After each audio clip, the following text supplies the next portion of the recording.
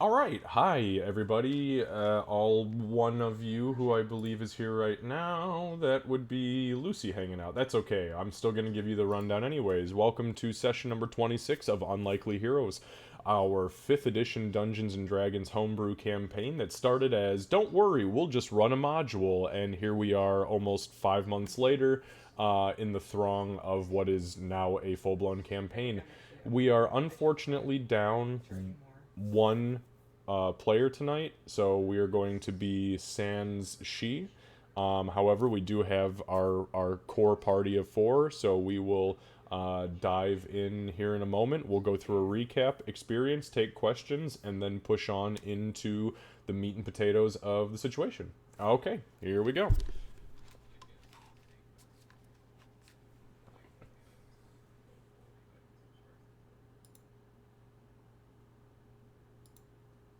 Okay. All right, guys. So, let's go ahead and pick back up. Session 26 here. Hell yeah. Session 26 of our one-shot module. The In air 25th of the quotes. first. Okay, so recap What's from the- last time. So you guys picked up last time. You had gone through the last half of the trial. Beaufort attempted to talk his way, actually did successfully talk his way out of a lot of his charges. And then she was sentenced and sentenced to stockade time and I believe a small amount of prison time for a few of her own charges, which she would serve and then be released back into the possession of the excuse me, not possession, into custody of the slavers of Mogu Mogu to undergo whatever they had ready for her.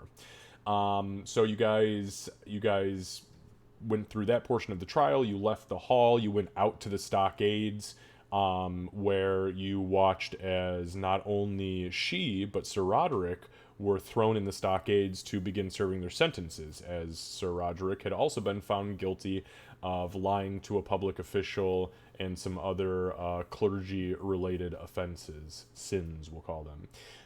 You guys went through a couple bouts of roleplay where you were discussing what exactly you were going to do next and how you were going to do things. Gray kind of hung out around you guys, but stayed incognito as best as he could. I feel like Gray is your guys' party's version of an incognito window. He just clicks it on and exists in the background, and he's like, "Yeah, I'm here."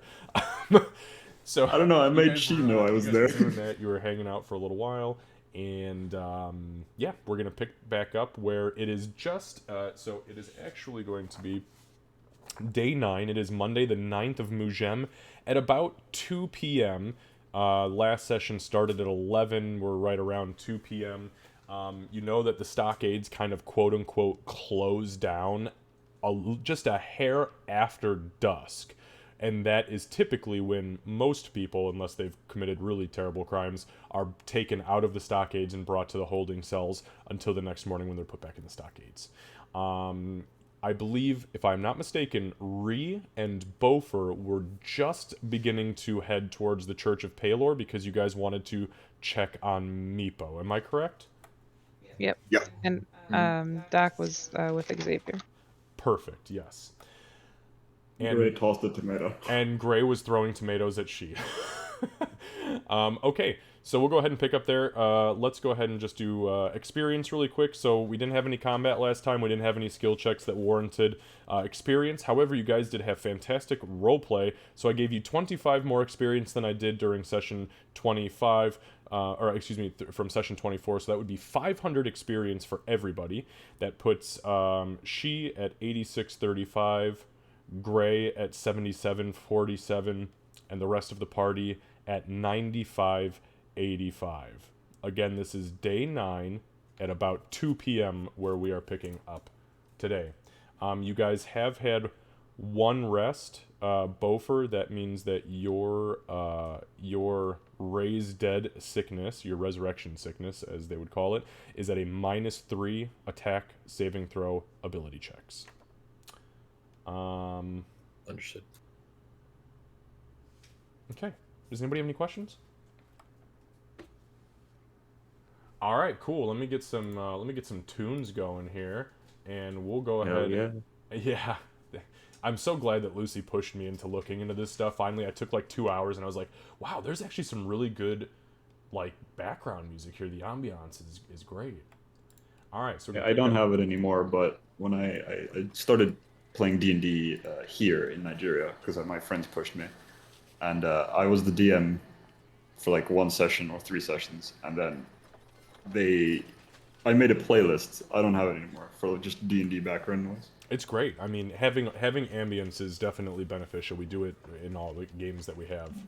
Yeah, I have a giant tab on my Chrome window here that just has like a ton of D&D related things, and there's like a whole playlist, and there's all kinds of stuff. So yeah, it's a rabbit hole.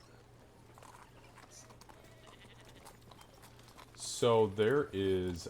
Give me one sec.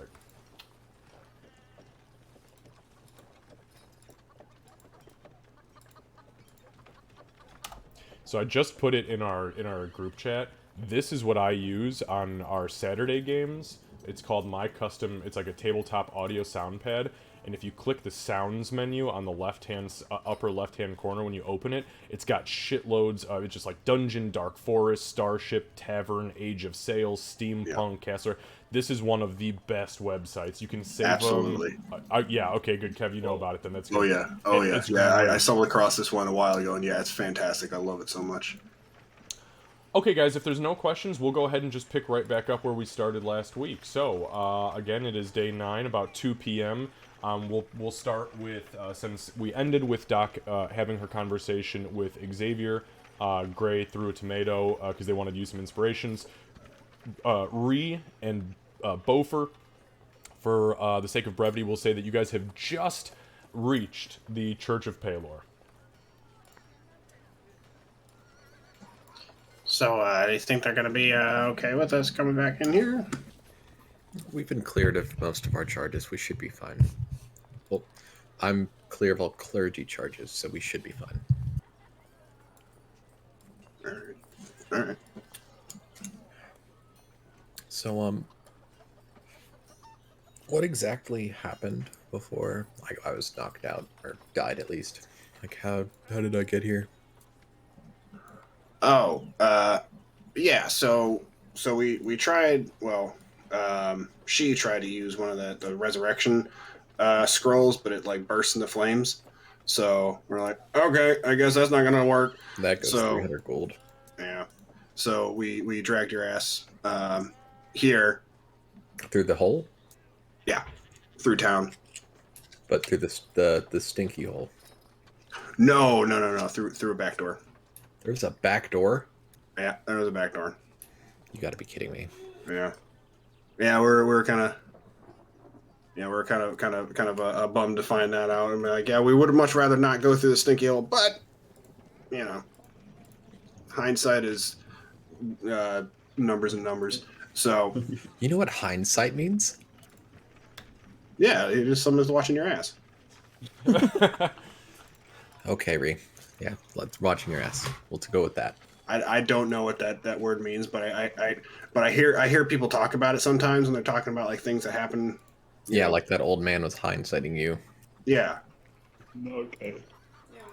Yeah, I don't. It was creepy. Well, I mean, that You was. just call your boyfriend creepy?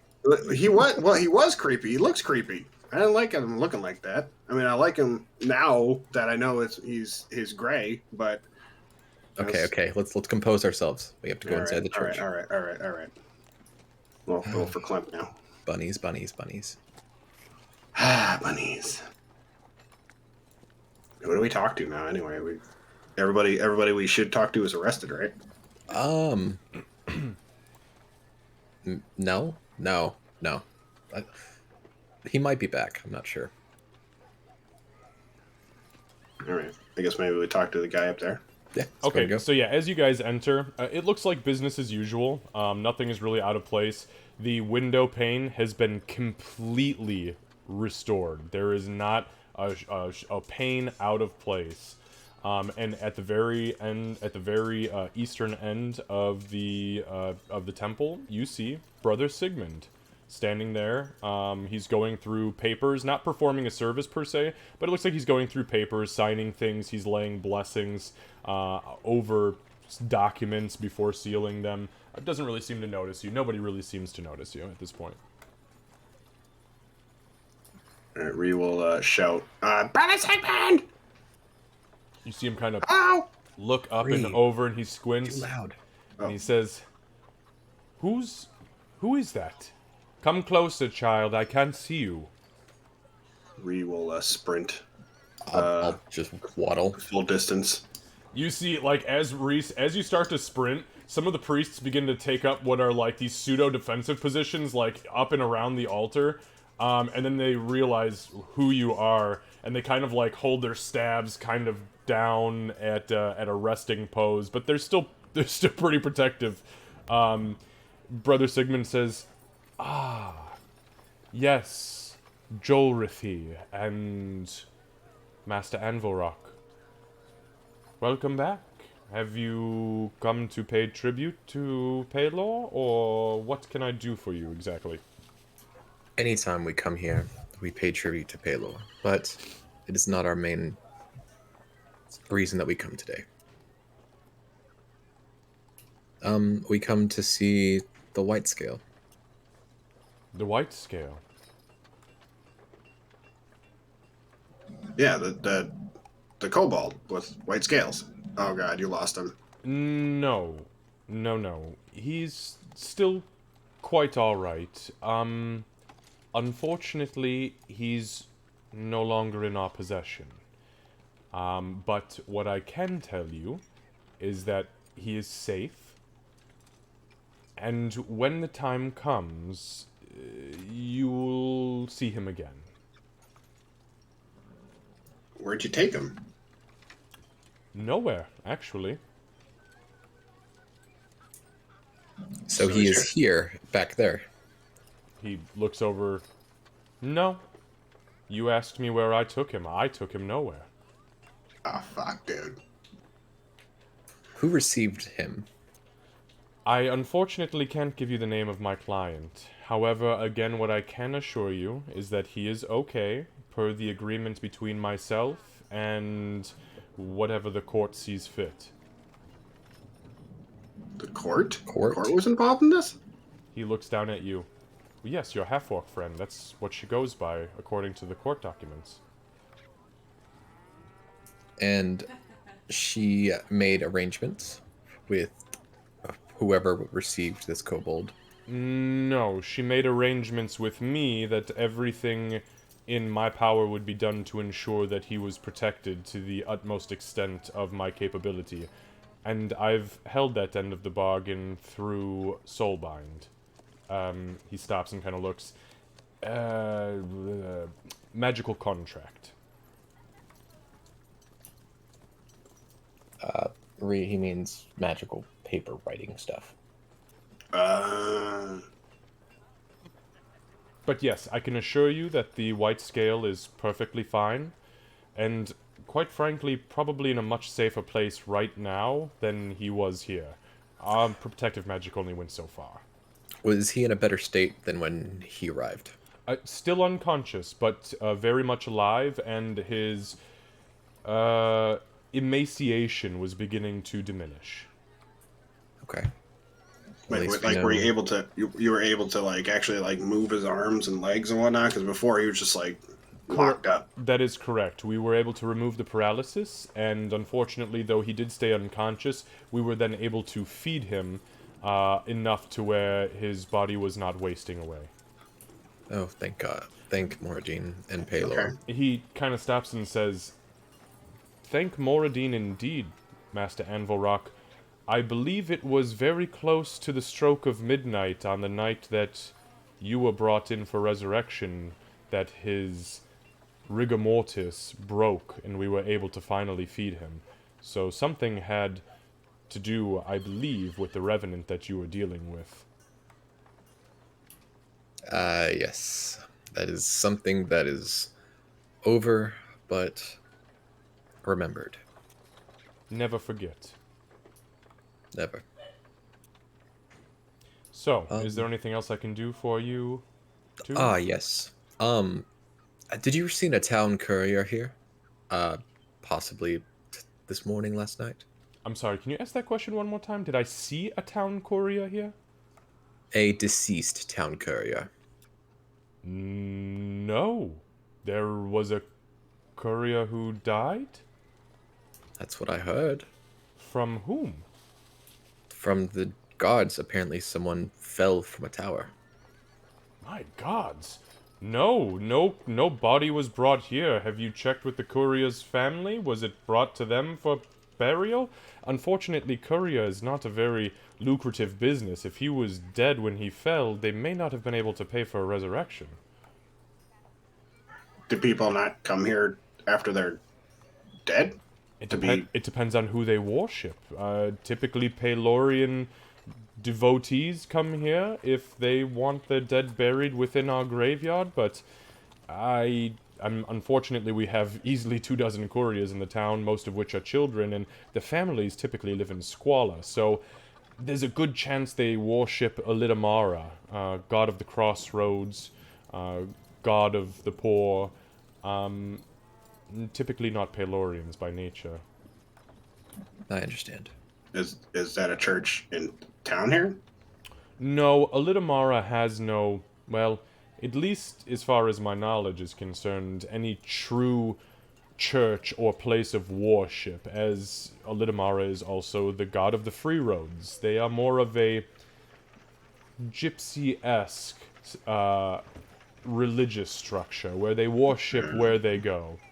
I understand. Worship as you walk, I believe, is the term that they actually use. Yeah, that's kind of nice, It's actually. sad to hear. Well, I mean, it's sad to hear that he was not received by you. Yes, I'm sorry he wasn't. Hopefully he finds light in Alitamara's grace. Do we know that kid's family? No, we don't. But I think we could probably find something along those lines. I think that's all. Priest, it was a pleasure seeing you again. My name is Brother Sigmund. Brother Sigmund. Master Anvilrock, thank you. Thank you, Brother Sigmund.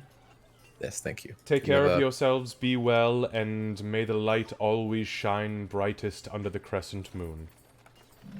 Booyah to you too, buddy. Bofer will give a nod and back away. Okay. He goes back to sealing the scrolls and paperwork that was sitting in front of him. Didn't you think that was odd, Ree? What? Like, how no one knew that boy died. Like, usually, when people die, like, people usually hear about it, especially if they fall off a tower.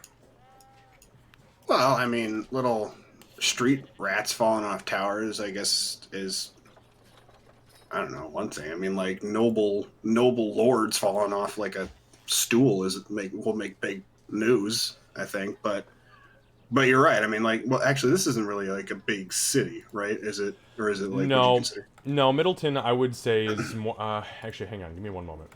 I'll give you a little bit more detail on it.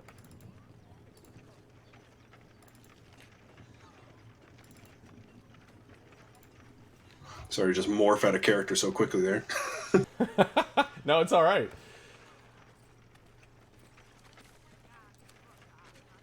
Also, Ree's voice is a little difficult for me today because I have a little bit of a cold. So I was I'm gonna say I could Oh, hear no. it. Yeah. It's okay though, Yeah. man. You're an excellent role player, so we know.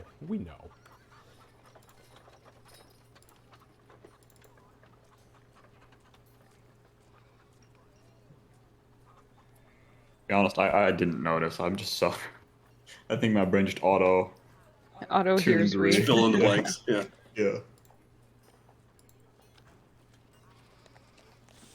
Okay, so just to kind of give you guys an example or some examples of like the really major settlements, the metropolis cities, or the what I refer to as the major settlements. Helmcar has a population of about 75,000. Port Weirlin has about 106,000. Port Sindrian is about 51,000, and Port Emerson has about 92,000, but about 30% of that is slaves. So looking at Middleton, we're probably creeping up around the 20,000 or so population, and that includes all of the outlying farms and whatnot. But the fluctuation in Middleton is huge because it is the center trade hub for the entire continent. So, you know, if there's a good harvest in one of the other outlying kingdoms and that harvest comes to Middleton, the population may swell to 80,000 for 2 or 3 months while everything is sold and traded, and then it might die down back to its, you know, 20,000 branch. So it's made to hold a lot more people than it regularly does. But in the grand scheme of things, yeah, it's about the size of a small city. It makes sense. Yeah, but I do see what you mean still, though. I mean, like, people should probably have noticed a kid falling off a roof, you know? I mean, I do have a way of finding him if... I don't know. What do you mean finding him? His body? Yeah. What do we want to find his family instead? I mean, he's not going to tell us much. That's true. But I mean, I wonder where he hid his body. I don't know. I think it's just weird that no one heard about him dying. No, I agree. That's very strange. Something's fishy We here. could ask on the way back down. Way back down to the... Wait, what time is it? 9 o'clock? No, it's like 2. about 2 in the afternoon, 2:15. 2 in the afternoon. Okay. But when we're going back down to the not the gallows, the Stockades. stockades. Yes. What, asking people? Yeah, we can do Yeah. that. Yeah, that's probably a good idea. Somebody saw something. I'm sure. And if not, I'll just use some booyog. Yeah. Yeah, you there use your godly booyah. I like that. Yeah. Fuck yeah.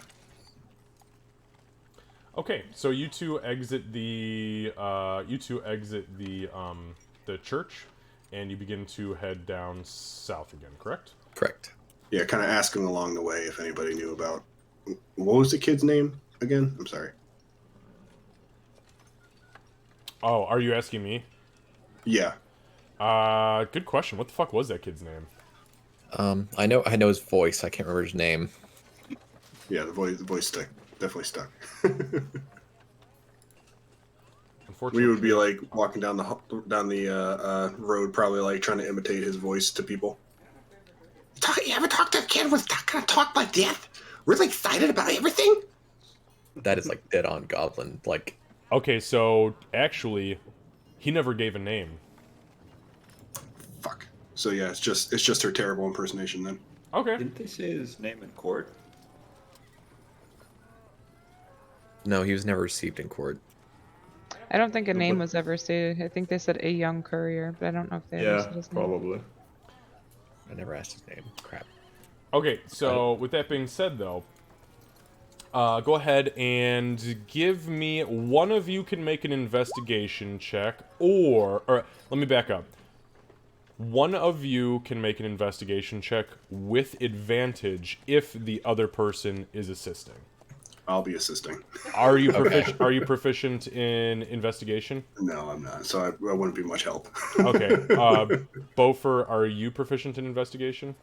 No. Okay, then one of you can make an investigation check. You pick. Okay. I'm gonna go ahead. All right.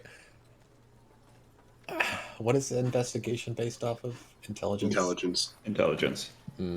Okay. Or need help my insights and I don't know.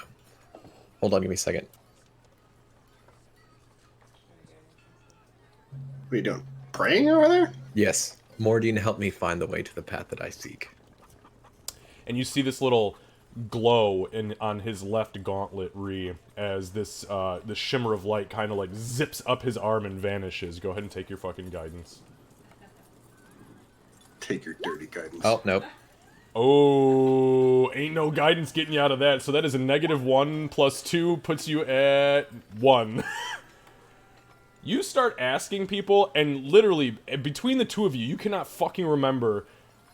Did this kid have a lisp, or did he have like, did he have a part of his tongue bitten off, or was he missing teeth, or what the fuck was going on? And by the time you guys have tried to figure out who the hell you're actually talking about, because you know him, but you just don't remember him enough.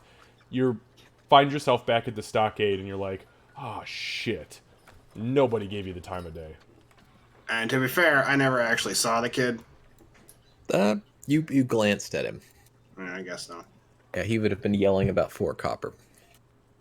Damn, that's what we should have asked. If they saw a kid yelling about 4 copper. But here we are. So you find yourselves... Oh, sorry, go ahead, Ree. No, I was just saying, man, I'll try again later or something. Yeah. Okay, so we'll pick back up Doc. You have just finished the conversation with Xavier, or at least the chunk of the conversation where he essentially told you, like, look, you don't understand. I can't tell you what I have seen, but I've seen some shit, and I believe that you and your companions are meant for something that most people would never even be able to comprehend. And although it was very cryptic, he also said, I need you to understand that she must die. She must die. Period. End of story. There is no other way for this to move forward. She must die. And you need to do it. And here is when the stockades shut down for the day. So do what you have to do. So I just had one more question, Xavier. I guess after I do what I have to do, do I pull her out of the stockades? And I thought you said you had like a dummy. I don't know how this is working as far as getting us the heck out of here. Oh, There's a no. dummy involved.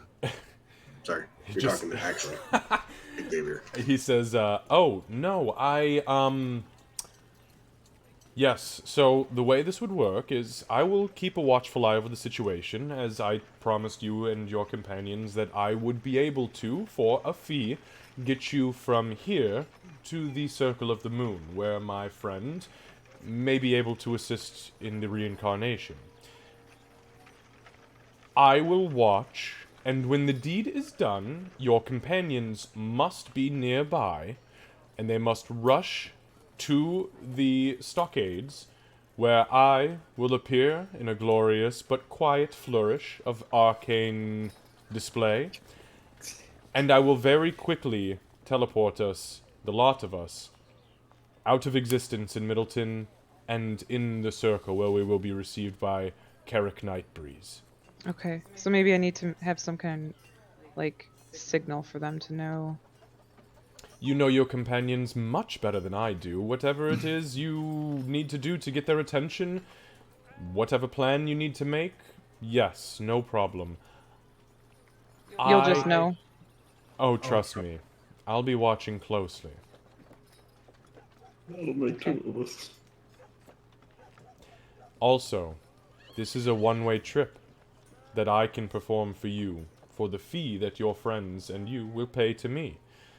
I will not be able to contact you unless you have contact-capable magic or magicians within your group, so you need to understand that if somebody is missing, they stay here. I understand. I know that the one that's been missing is around, so Oh, you're talking about the fallen Azamar. mm-hmm. He needs to realize that whether or not his illusory magic is good, which, by the way, it's mediocre at best, I know, I figured him out too. A lot of people did, yeah. he needs to realize that I can smell the stink of evil on him from a mile away, and so can most religious personnel. Is that what that is? Okay. Well, probably that in a combination of a few other things, but I digress. Yes. He is a potent and powerful ally, though he does reek of evil. Keep him close. I hate to say it, but I think at least temporarily, you can trust him. Not so much about the half-breed, but I suspect you're right. He's actually shown me that a couple of times. I know. I know you know. I know you know I know. I know you know, I know you know. Okay, this is gonna go on forever. I'm gonna go find them and You just keep watching me, and she'll turn around and flick her tail as she walks out. You kind of glance over your shoulder momentarily and realize that he is watching you very closely from head to toe. What is your charisma? What is Doc's charisma? And it's a 12. 12? Okay. No, Yeah, you're not better not, than, not you're as bad better, as Winnie. You're better than most commoners who are sitting right about 8, 9, so that's not too bad. Okay. Alright, so you exit Xavier's House of Hemlock, you step back into the street, just in time to catch Ree and Bofer walking back up in behind the stockades. Okay, I'll approach them. And is Gray still there throwing tomatoes or looking like he wants to? Gray is probably just wandering around, trying Okay. to, not be detected. But at the same time, he is actually wondering why so many people are seeing through his illusion. Speaking of. Okay, so I'll approach them and kind of take a look around, make sure nobody's specifically listening to us. I know not many people are around right now. Lower my voice and say, okay, it's just about time, and you guys need to be on top of me as soon. Sorry, I'm just gonna interject really quickly. You said it's about time. You guys got probably about 3 hours, 2.5, 3 hours Okay. before it's actually time. But Oh, good. There's time for ham pie. Doc, you're like double our height. There's no way we can be on top of you. I can probably climb up, yeah. That's probably true. Okay, let me say this like you're 5. Well, You not- guys that's need not too to far, I think. approach me very quickly as soon as it's done. Like, Now that makes more sense. okay. So, as soon as we need to come up with maybe, because if I'm doing it right, you won't know. So what is a good signal? What's something you guys would kind of pick up on that it stands out enough for you to hear it, but isn't going to call attention to us? the DM says after the deed's done, you blow Nightcaller over her corpse and let them just hear the whistle. Yes. And then Doc becomes chaotic evil. Okay, I'm sorry. Ree, you know Dwarvish, right? Yeah, I know dwarf. Does he know Dwarvish? I'm gonna point at the old stinky looking man. I don't know, but I don't know Dwarvish. I thought you knew Dwarvish. Nope. Oh, that's her. I'm gonna point at she. And she Did kind you- of now looks down and just glares at you. You see her eyes kind of shift between the lot of you as she is beginning to look truly fucking defeated.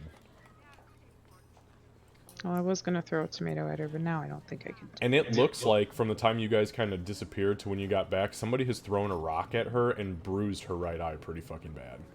Motherfucker! Well, you know what? Maybe she should have moved out of the way of the rock.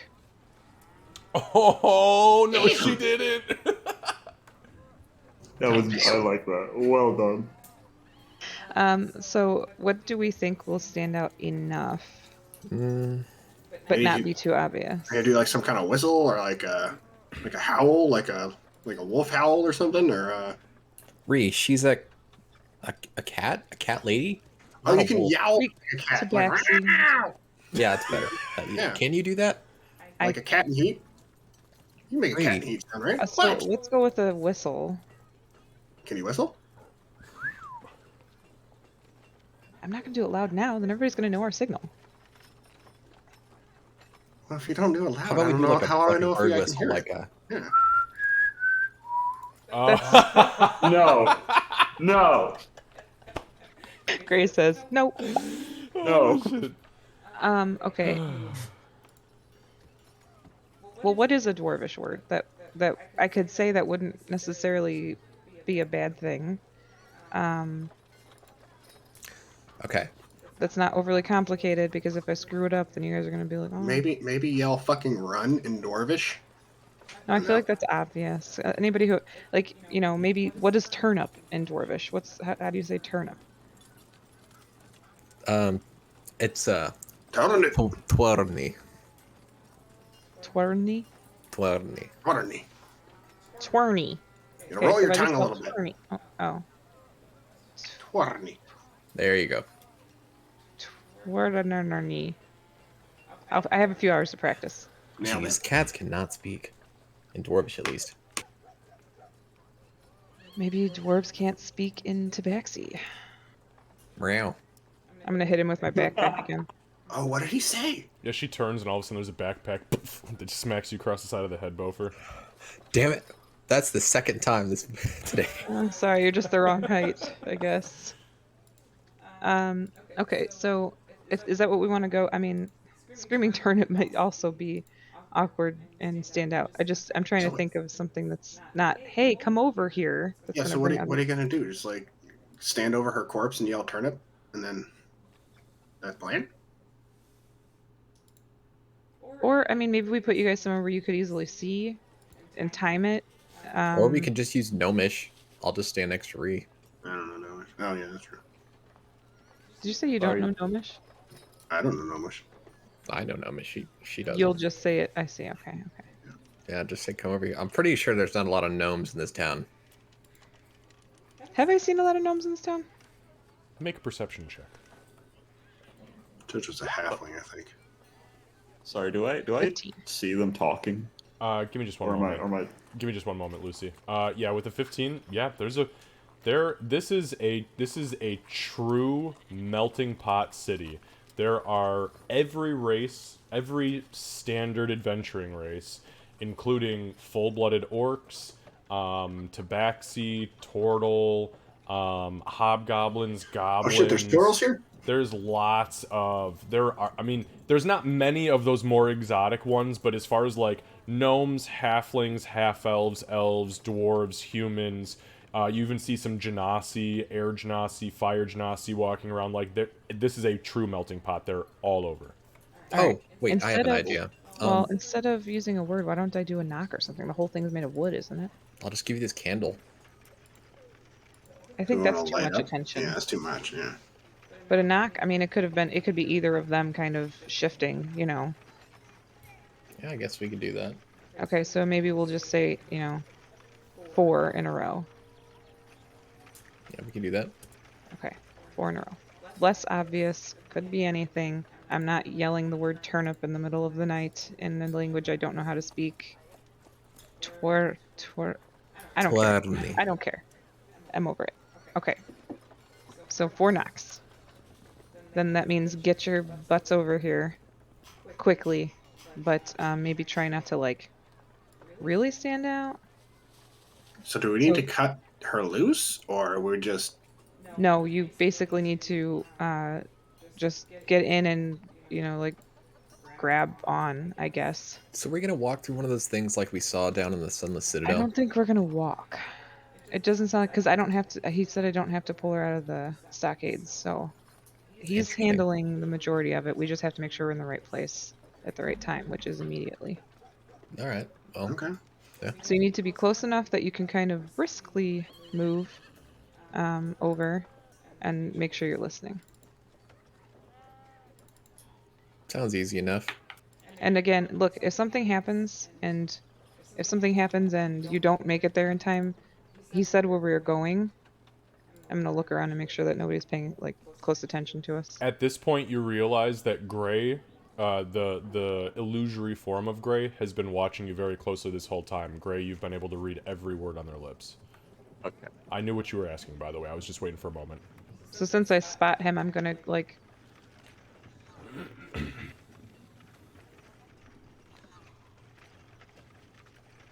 Is there like a patrol of guards walking around? No, not really. This is a pretty unattended area. Behind the stockades, there's 2 spearmen, but they're facing away from the stockades so they don't get hit with anything in the face. I see. He'll probably walk over, yeah.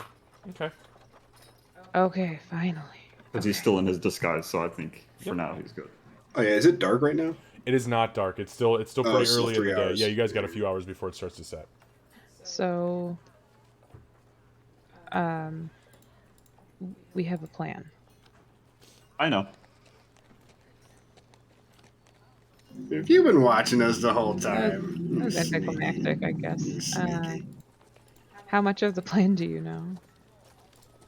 How much of everything you've said now, I know. Okay, so then you know that you have to jump on the ship before it leaves. I know 4 knocks, Okay. and then okay. you call. So yeah, I'm get looking- over, move over. Now, Plan is like I'll carry you to where we need to go next. I got you, buddy. I got you, big guy. Well, I'd Slap you on the rather. ass. I'm pretty sure I've angered our half-orc friend, mostly on purpose. So maybe think a you've strong angered the entire goblin town. like you. Yeah, no, that's her. That's her. that's for a different reason. Yeah, Yeah. no, she's just usually That's angry. not completely my fault. Did you hit her in the face with a rock? No, I hit her with the tomato. Oh. Also in the face. Was there a rock in the tomato? Was there a rock in the I tomato? I hope. feel like we're don't losing our think focus. so. We're Oh, losing yeah, our sorry. focus here. Focus. Okay, so so we're supposed to be going to. That's right. You weren't down there. So okay, so we have a plan.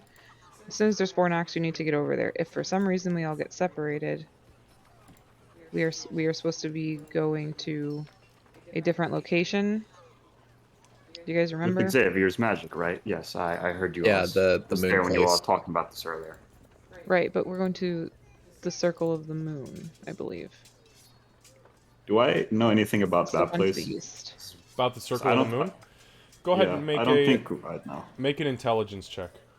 You know, Okay. let me check my map too. Hold on. While he's doing that, I'm gonna look at the guards again. Yeah, Circle of the Moon. Okay, give me just one moment. 22. 22. Yeah, the circle of the moon is a circle. It is a known. Now, mind you, there are many unknown circles, but this is a known circle and grove of druids. That is to the east near Port Emerson, and one moment. I'm gonna take you guys to the big map here. Yeah, that's what I just looked Yep. at. And is near Underhill, Lumber Camp Inferno, Greenberg, Hobbleton, situated very close to the ocean. And the forest that surrounds that specific circle, that specific grove, is in the shape of a crescent moon. Because clever. So, if something happens, then we need to head that direction. Okay. Okay, we get separated. Okay. Just be careful of Lumber Camp Inferno. Hey, Lucy, when I'm trying to remember, when I had shared this map with the group, were you still playing Meepo? Just so that you guys have access to it. I want to make sure. Yeah, but I have access to it now as well. So. Oh, that's right, because it's on the same account. Okay, I just wanted to make sure. Yeah. Okay, What's okay. the matter with No, Lumber it's Camp I Inferno? have some things missing, like some old pictures from the Citadel, but. It's because I it's fine. deleted those. Oh, okay. Or I put them into another file, because I still have not started to pay for a subscription on Roll20 yet, but we're getting very close to my storage being over 1 gig, and I might have to, so... It served us well. I mean, I might as well. Anyways, I digress. Boo Boo, did you have a question? Oh, I was talking to Doc. Ah. I asked, what's the big deal with Lumber Camp Inferno? Nothing really. Just sometimes they like visitors and sometimes they don't. I mean, why would you call Lumber Camp Inferno? That sounds. Maybe they burn trees there? Honestly, I haven't spent a lot of time there, so. Doc, Oh. make a history check for me. But yeah, I think after Lucy asked, I was going to look at the guards again. 19. So, I'm only giving you this information based on what I know about your background. Lumber Camp Inferno is named Lumber Camp Inferno because the wood that is harvested from the surrounding area and brought into the camp is charred in elemental fire, which makes it extremely durable and fire resistant moving forward. It is a very special type of elemental fire that burns it to give it essentially a resistance to normal fire. Hence its name. The history behind that place is actually really cool. There's elemental fire that they use to treat the wood to make it so that it is resistant to being burned. So avoid the shit out of that place. Yep, got it. I need to make you a shield out of that stuff, Ree. Oh yeah, that'd be cool. Just don't. I don't want to be anywhere near those fucking elemental fire dudes. Fuck that. No, that's- Yeah, You know, don't involve me in the process. Just give it to me later. yeah. But I'm going to look at the guards, see if they're looking at us again. Alright, make a perception check for me. Boo boo. And obviously we're trying to. Nope. Oh my goodness. You don't. You lost sight of the guards. You've lost them in the crowd, which is beginning to diminish. Can't see him over Doc. Yeah, I can't. What are you looking at? What are you trying to see? Kind of look at those guards. but I can't see him. Well, stop making yourself so obvious. I'm okay, 3'10". Or wait, no, I grew. You're on I'm your- four you're on foot two. And Well, so you're on give your tippy yourself the extra toes, 4 so- inches. Yeah. Yeah. You're 4'4".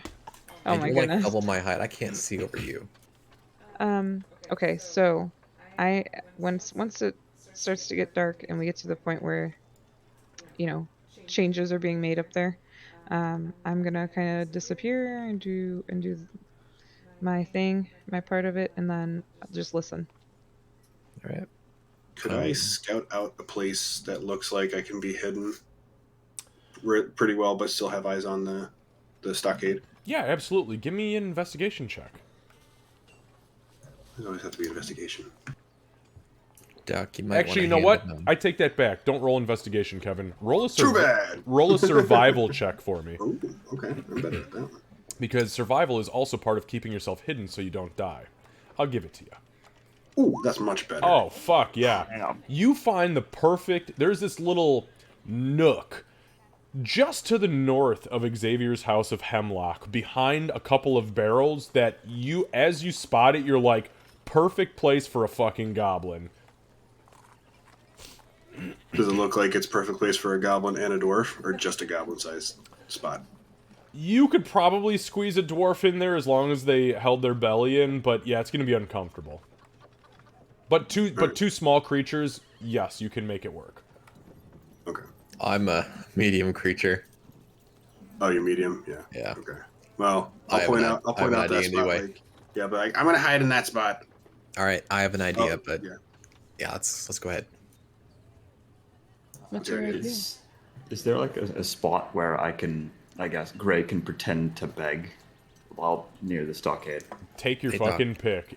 There are beggars everywhere here because there's so many people of different social statuses. It is a take your pick situation. This is kind of like the Skid Row of Middleton. Hell yeah. Hey, Doc, you might They'll want to probably give be him a like coin. here. All right, I'm sorry. So you I don't missed close that cover. because you guys talked over each other. Boo Boo, give me a minute. Lucy, what did you say? Said the stockade's like here, right? Yeah. Yep. So would here be like? That would be I guess perfect. maps. That's actually where a lot of fresh fruit and like raw nuts and things of that sort are sold, fresh vegetables. So that would be, I mean, ideal for a beggar, yes. Yeah. That's what I Okay, was thinking. so you'll take up your spot here. We've got Ree over here by Xavier's House of Hemlock. I apologize. Boo Boo, go ahead. Oh, I was gonna go ahead and say, Doc, you might want to give him a coin so we don't blow his cover. Oh yeah, I'll give him a coin. What coin do you give him? I'll give him a copper. Okay. 4 copper. Oh, you had to break that Or perfectly yeah. even copper number. All right. So Doc hands you a copper. Go ahead and both of you make a performance check.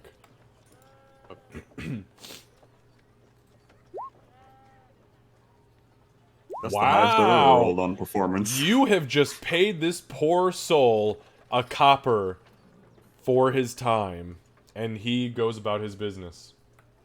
Thank you for the coin, kind cat lady. Gar will be with you. And as awkward as you I'll two be just with you. made it, it was fucking flawless.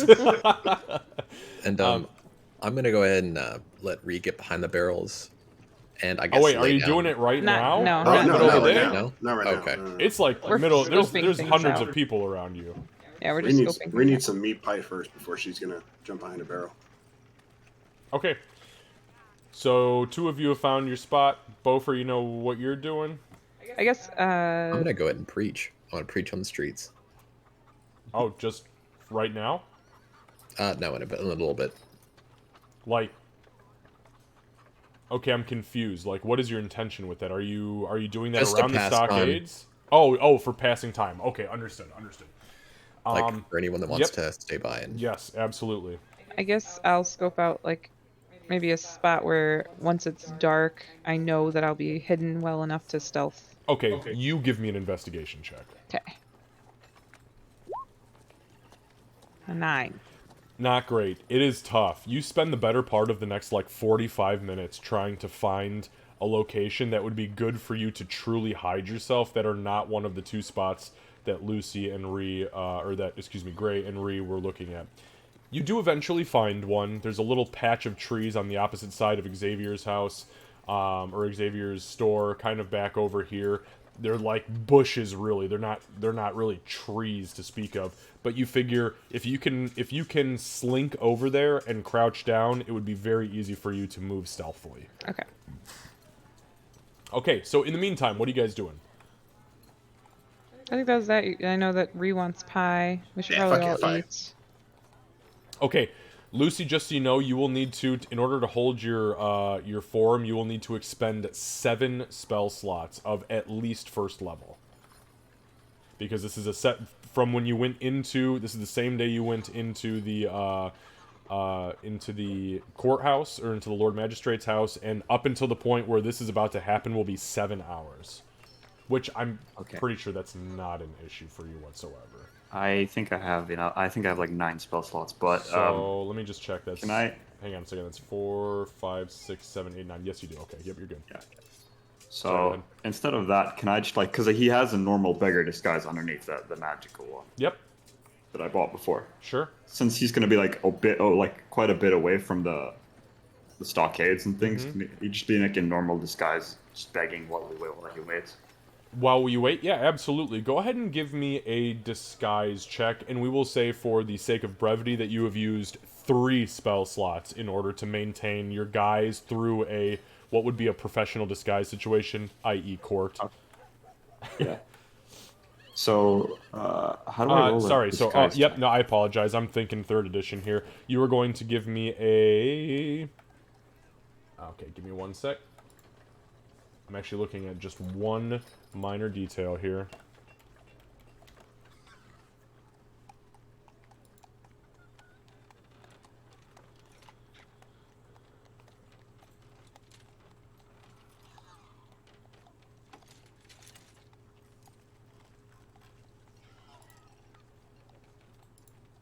Okay, there we go. Thank you. That is going to be a deception check. Okay. 21. Absolutely fucking beautiful. Yep, you managed to very proficiently disguise yourself as almost identically the beggar. Actually, there's almost more life to it because the putties and the clays that you put on and then blend into your own face are actually physical instead of magically illusory. So it is, you feel great. I mean, you look like shit, but you feel great about it. I want to see if I can buy a new lockpick while we're waiting. Who are you gonna try to buy a lockpick from? I guess up at the market. I'd make my way up to the market and see if there's a So you're gonna- locksmith. A locksmith. Okay, good. Oh, all right, fair enough. I'll tell you what. Make an investigation check as you're investigating to see if there's a locksmith. Okie dokie. Okay, well, my investigation is shit tonight. I got a nat 1. Wah, wah. You do not find any open market of anybody trying to sell lockpicks. Okay, No. then I will sadly buy a meat pie for me and everybody in our group. That you can find very easily. But however, the crazy question here is, what kind of meat pie are you looking for? Are you looking like bush meat, like you're not entirely sure what it is? Is it just like a bunch of minced meat and then put into a pie? Or are you looking for like, I know I want this specific animal, chicken, beef, pork, whatever it happens to be, goat? You tell me, what are you looking for? I'm just saying, you can eat dire rat if you want. We ate lots of I mean, I guess I'm not picky. Or the minced ones, It's cheaper? the cheapest of the cheap. It is bush meat. Like, there could be monkey in there. Ooh, that's exotic. Let's do that. Sounds fun. Okay, it's gonna cost you 1 copper per pie. Okay. It's about as low as it fucking gets, folks. Hey, we're back down to a decent number, so 4 copper coming out. 4 copper, okay, and you collect 4 bushmeat pies. I cannot believe that sentence just came out of my mouth. And then I will place one in. I'll place one in front of Gray where he's begging, and then bring back the others. Okay. Oh, gee golly, only 4 copper. I say your guys' money is very dwindled right now. That's why I was I being don't know cheap. what you mean. How much do we have? This much. We've got 330 gold, 1800 silver, and 3900 copper. Still a lot. We had a lot more. What happened to it? She. And me. Certain green skinned half-orc. Did you guys pay the 1500 already? Yeah. Yeah. You did? Okay. You sure about that? Yes. Okay. I've been very on top of that because I do not want to be a cheater. Who'd you give it to? I gave 1500 to Xavier. I gave 1000 to the Tavern Keep. I gave 1500 for his resurrection.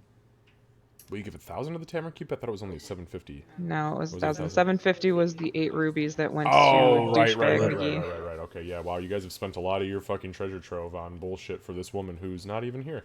Okay, anyways, I digress. So, okay. Alright, so all three of you, or all four of you, are given a minced meat pie, essentially is what it is. This looks like a partially burnt in some spots, backwater, Sweeney Todd looking, fucking not sure what's in it. That's what I was thinking of. But it tastes not great. It's very overcooked. The vegetables in it are mushy. Each of you pulls out at least 2 or 3 hairs, and you're not sure if that's from the cook or the animal that was baked into it. But it's cheap food, and it sustains you. When Doc brings it over, she presents it so proudly. She's like, "I got you guys meat pies." Ah, sweet, thanks. Reed just fucking devours, and she doesn't pick through it at all. I'm gonna just start eating it, pick out a few hairs. Like, oh, this tastes like my hometown meat pies. I think Gray would actually also devour it, because he hasn't eaten since disappearing. Aw, y'all are so nice. Alright, Doc's probably the only one that's shoveling like, in with her Yeah. hand, just And Doc, the first bite you take, there's just this long, black, curly hair, and you're like, what the fuck? And you realize it's a piece of goat hair that's attached to a little tiny chunk of flesh that has a scab hanging off of it. she says, fresh. Ooh, I'll take that. Fresh. Fresh. Okay. Oh, yeah. What Some did of the you best say? bits. Beaufort, what did you say? I'll take that. I thought that's what I heard. You are nasty. I'm taking an Spell inspiration components. from you. What, goat hair? A goat hair? No component? Maybe animal hair. Maybe, I don't know. I don't like any of that. I just gagged a little. Okay. Anyways. Okay, so for the sake of brevity, you guys eat your minced meat pies. Mystery meat. Mystery meat pies. You progress for the next few hours. How long before the shit set in? Yeah, I'm gonna preach fairly close to, like, not too close to Ree, but like earshot. So to answer your question, Ree, it is pretty much immediate for everybody else, but your stomach takes it like a fucking champ. You've eaten some weird stuff before. This isn't all that bad. Iron Cage, baby. Better now than later. Kind But of curious on what you've eaten. Everybody else does definitely blow Lots their of guts diarrhea. out somewhere. Yeah. Yeah. So, you are going to begin preaching. You said, is that right, Boo Boo? Yes. Okay, go ahead and make a religion check for me. At a -3. Can I ask Mordine for help? You cannot. No. Oh, my pain. 14 is actually not that bad. I mean, especially for level 5 characters. So you begin preaching, right? You're out, you said you were kind of like near the fountain, right? Like near the fountain of Yeah. Procon. Okay, so you go out to the fountain near Procon, you start to preach Moradine, which is a little bit taboo because Procon is another god, but you do manage to gather probably 3 or 4 dwarves, 2 men and a woman, we'll say. They look like travelers. You're not sure from which direction they came from, but they sit and listen to you preach. A halfling man, his wife, and their 2 children also sit near the dwarves and listen. And then finally, 2 human boys, probably about 15 years old, stop and they sit and they begin to listen to you preach. Just because what you're preaching is interesting. What story are you telling from the Book of Moradine, from the Book of Creation? I'm gonna go ahead and tell them about how the mountains in the north were built. Wonderful. And as you preach, You explain how, you know, the mountains came to rise because Moradin was birthed from the prime material plane, and then as he was rising up, the mountains, the earth itself was pushed aside, and thus created the mountains. And you explain about how after that he then took the raw ore from the mountains and manifested the anvil of creation, which is what he used to create modern day dwarves. You stop about 20 minutes before the change in the stockades happen, so that way you're not holding a crowd there when the deed must be done. And with that, give me one more religion check, please. 7. Okay. You earn 10 silver pieces as donations for the Church of Moradin. Thank you. Thank you. And Thank they all respectively thank you. You know, the mom and the dad give the kids the coins to go put in your little in your basket or your hat, and you know, everybody kind of runs away. And it was a very good and quickly makeshifted service, but you feel good about it. It feels great. Okay, so the time has come. The sun has just barely set, and you know that your window at this point is about 20 minutes. Let's move from left to right and see what everyone is doing. Bofer.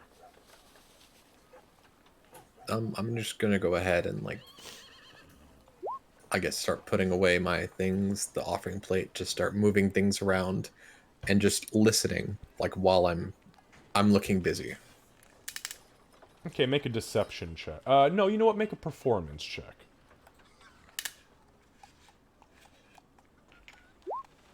Nope. Okay. Candace, what are you doing? Wait until it gets dark, and then I'm gonna go in that spot and start stealthing and start slinking. Okay, I will come back to you. Ree? Ree will be getting into her hiding spot and being as sneaky as possible. Excellent. Because of the sneaky spot having full cover, give me a stealth check with advantage, please.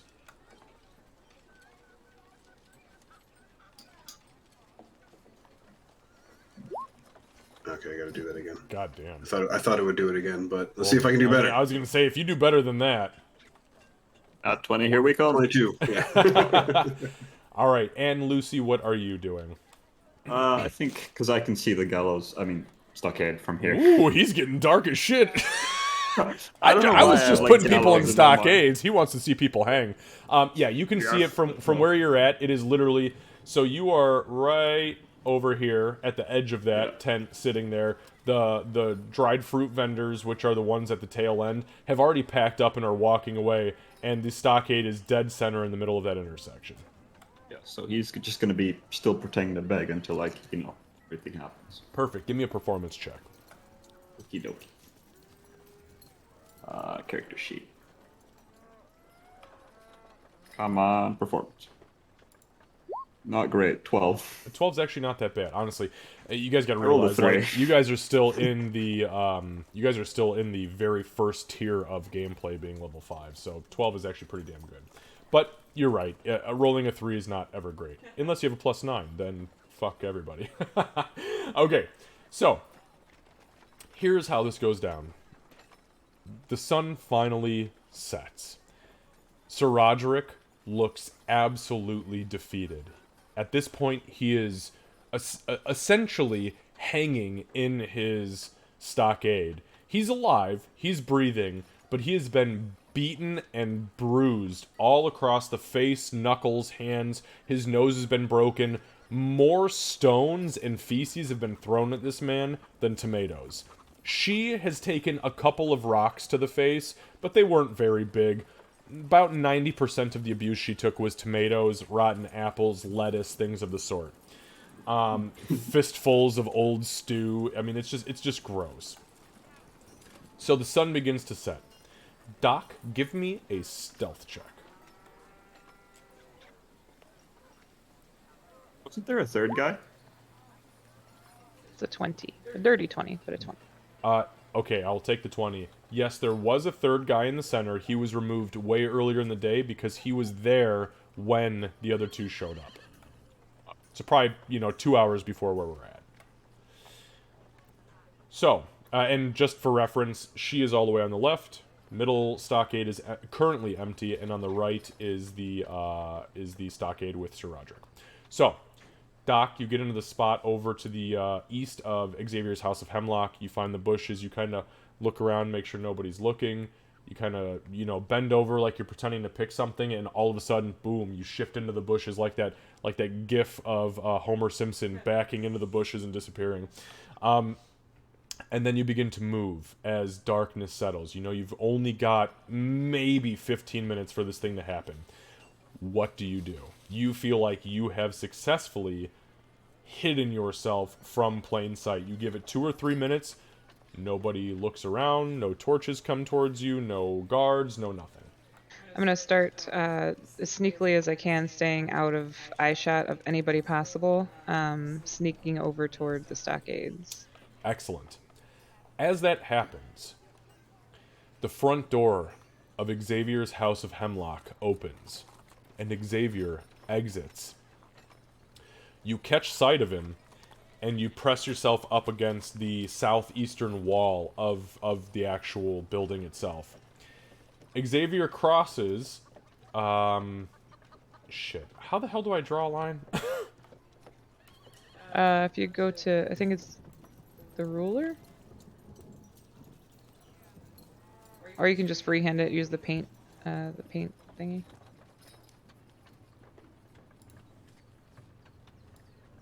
Yeah, the paint's the best way. There you go. Okay, there you go. So you guys can see my arrow. Yeah. So Xavier exits his house, and he begins to move across the intersection, past the rear of the gallows. You made me say gallows. Past the rear of the stockades, and down into the market square. As he passes the center, I need Lucy. I need you and Boo Boo to make perception checks, please. Okie dokie. Candace, you and I have already discussed this. You see it. 21. Okay. Gray. As Xavier begins to step behind the gallows, you see his right hand, where there was once skin, shift into silver scales that kind of arch upwards initially out of his flesh and then lay flat, almost like a kobold or a lizard, appear. As that happens, you see his fist clench down towards his side, not actively, and as that happens, fog begins to billow out of the bottom of his robes as he walks nonchalantly. Over the course of probably only 4 or 5 seconds, the entire center of the stockade is covered in a very, very dense fog, and then you lose sight of him. You cannot see more than probably about 5 feet in front of your face. Bofer, all of a sudden, and Ree, all of a sudden, and Doc, all of a sudden, there is this thick, very thick fog. Like, you can literally not see anything, and as you breathe, it almost feels like you're breathing in a cloud. Like you have walked into a massive fog bank. Take it for what it is. Doc. Fuck. I'm going to use that to my advantage as much as possible. Get over to the stockades quite carefully and quietly as I can. Perfectly. Go ahead and give me a stealth check with advantage. We've already discussed the first round. Sorry.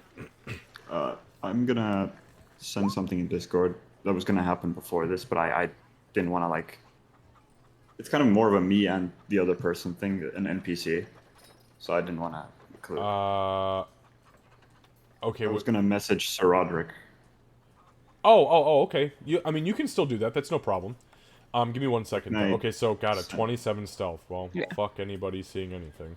Yeah. Lucy, so, okay, you send a message to Sir Roderick. Do you want to keep it private and send it to me just in Discord? Yeah, because I don't Okay. think it's that important. Alright, well, let me... Go ahead, shoot me a message real quick, and I will take a look at it, and we... Just on the off chance that it is... special. Probably not, but yeah.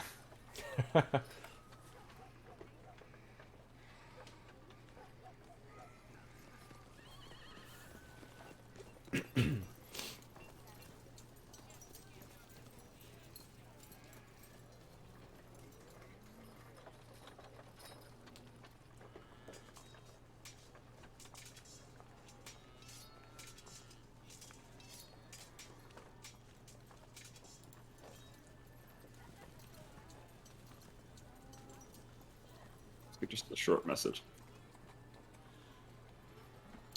There is no response, but you definitely feel the magic is received. You feel that there is a light buzz, which tells you that yes, whoever was the target of said spell, they heard it, for better or worse. That's good too. Oh man, you are a nasty bard. You know what? Take an inspiration die. That's fucking awesome. I'll have to share that at some point when we're not in the middle of this. That was good. Okay. So, Doc, you slink up behind the gallows. I need you to do me a big favor. Nobody, especially with the 27, appears to see shit. As you feel... Especially in the fog. Oh, yeah. Well, and that's the crazy thing. It's a heavily obscured area. So as you slink up and around the backside of the fog, you put your hand out, and you see the wood come into view ever so slightly. You put your hand up against it, and you're like, okay, I'm where I need to be. I need you to roll... I need you to roll an attack with advantage, please. Because this is surprise, and you are stealth, and all sorts of crazy shit. If you roll 2 ones, I'm gonna cry. Sorry, what weapon are you using? Well, I mean, I guess the dagger would make the most sense, right? Otherwise, it's gonna be me trying to wield a short sword in fog. They're both light weapons. They're both finesse then it would weapons. be So short you sword. do whatever you want to do, It'll be short however you sword. feel. I mean, you know your character better than I do. So. Yeah. Okay, you said at advantage, right? Yeah, oh yes. At 20. Coup de grace. I mean, the 24 is pretty fucking awesome. And yeah, coup de grace. One of the coolest 3rd edition fucking rules. Oh, you're Oh, you're sleeping? Yeah, I'm gonna coup de grace you. Okay, so we got a 24 and a 21. Okay, now what I need you to do is I need you to roll your... Before you roll, I need you to roll your damage with your sneak attack with your assassinate, please. Okay. Which is can you actually just click your sneak attack or your assassinate ability and have it roll all of that for you? Let me see. D&D Beyond is pretty intuitive, but I don't know how intuitive it is. So if you let me go do to damage features, first. well, go to Oh, features. I and see what you're saying. Yeah. I mean, does it give you the option to just click it?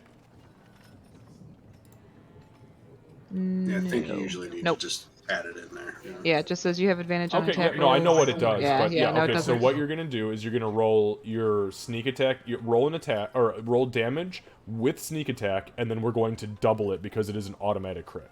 Okay. And that's what your assassinate does. That was a lot of dice on my screen. Holy shit, so Dang. that was So 20 times 20, 2, so 40 40. points of fucking damage. Yeah. Okay. So, I need Bofer, and Gray to all roll perception checks, please. Fuck. Is it with disadvantage with the... Nope. This is all audio. 12. Very good question, 11. by the way, Lucy. Fog, man, I can't see. Okay. You don't need to see shit. It's okay. So. Doc. How do you do it? This is on her. I got you on the other one, don't worry. So, Doc will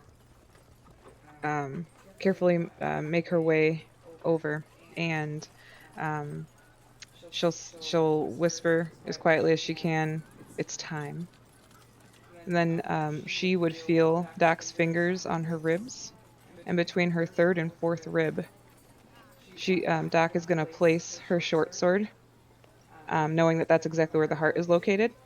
And she's gonna start to put pressure, and she's gonna say, "You only get a second chance once," and then plunge it into her heart. Okay, that was dark. Man, I wish Kat was here for I that. had a week to think about it. So. She's gonna have to watch this, or say, I know Sayru's hanging out in stream. Sayru, you better clip that and send it to her every day for the next 7 days. Okay, so I'll do it if she doesn't. for those of you who rolled higher than a 10, the fog cloud appears. There's about 20 seconds of silence. Suddenly you hear "Ugh!" and a thud. And then you hear a second "Ugh!" Doc, you know the deed has been done. Then I would like to stomp my foot 4 times. And you guys audibly hear 1, 2, 3, 4, rapid succession, and then it stops.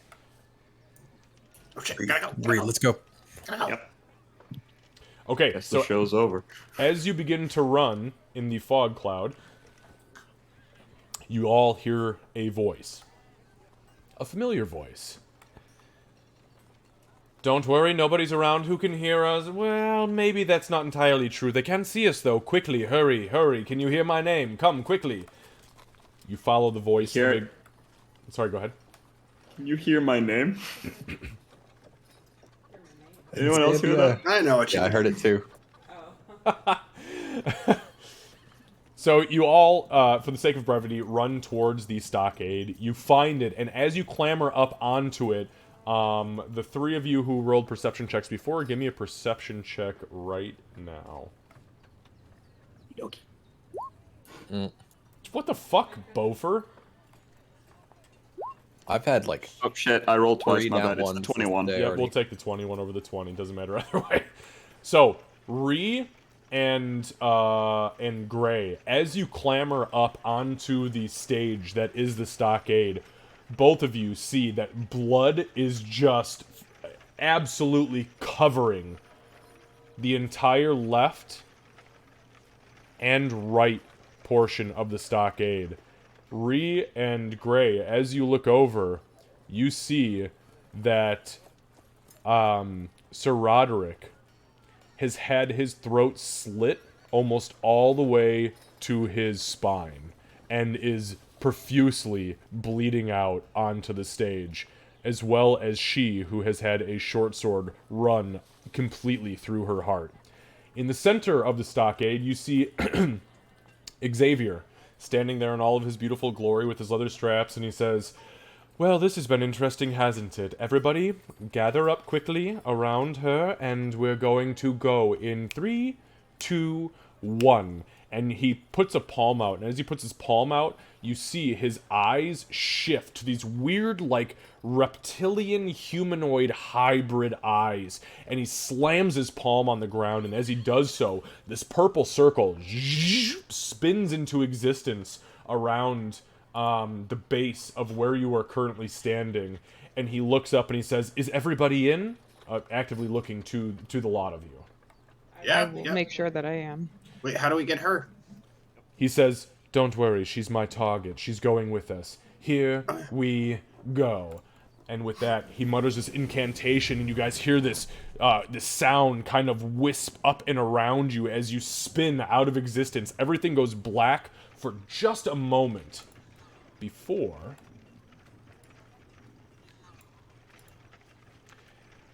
you appear here. Welcome to the Circle of the Moon. Let me turn this audio off really quick.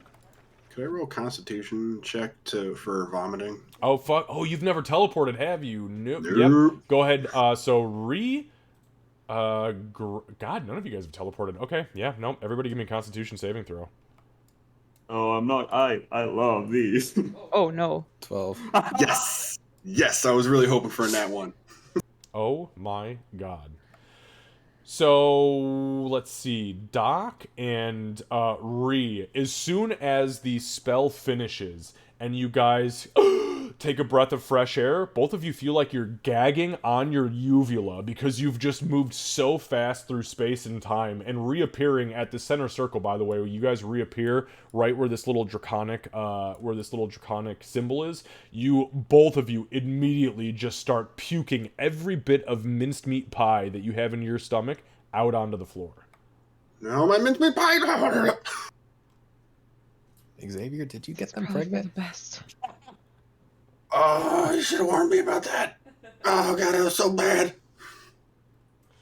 Doc will try Yeah, to the hide pie it, was but worse. it's too late. The pie was worse. It's not better the second time. Yeah, really, there were a lot of notes that I missed on the way down. I hit it too fast. Alright, so just so you guys know, I just shared the map of Thank the you. Circle of the Moon with Awesome. you, so you now have that permanently for yourself. So, the Circle of the Moon is what it appears to be. This place is absolutely the epitome of nature's raw beauty. Everything around you is made of some sort of natural entity, whether it be trees, grass, bushes, wildflowers. There are large trees that grow in the most unnatural poses that you've ever seen, in bright blues, purples, reds, shades of green you didn't even realize existed until this very moment. When you come out of the circle, when the teleport finishes and you finish puking everything in your stomach up, you look around and realize that there are three, actually technically four statues. One is of a massive red dragon that is dead center in where you came out of. To the east, north, and west are humanoid figures. The east is elven, the north is half-elven, and the western is human. But they are embodiments of some potentially great heroes from days past. You're not entirely sure, but they're dressed very clearly, almost to an unrealistic, to a realistically unrealistic nature, in clothes that everybody around you is wearing. Around you, you see animals frolicking through the grass. Rabbits, squirrels, deer, bear. You see chipmunks. You see beavers, groundhogs. You see crows and swans flying around together over you. Everything here has a sense of raw harmony. And there is something within you that And then feels... we pop into existence. Yeah, right. And then everything went to shit. So here we go. So, as you appear, Xavier flashes into existence with you. The circle fizzles out, and he looks down at you, breathing heavily and holding she in his arms. He quickly lays her on the ground, her body still barely pulsing, just little tiny bits of blood out of her chest. And he says, "She's gone. Well done. Well done. Well done. My goodness, you've definitely never teleported. I am so sorry, Ree. My Yeah, there should sweet be a little bit of warning there. Doc. My dear, I'm sorry. I should have told you that it could be quite jarring the first time. He goes, and then all of a sudden he goes, and he literally coughs, and he like wipes the slime that came up out of his chest onto his robes, and he goes, "I have a cantrip for that." Excuse me. Oh, once you do it again, I'm gonna. No, stop I'm it. pretty sure I puked on my asshole on that one. Stick your tongue to the roof of your mouth. And he stops and he goes, "Oh, it worked." That doesn't help, Bert. Stop it, Bree. Gray, what's the matter with them?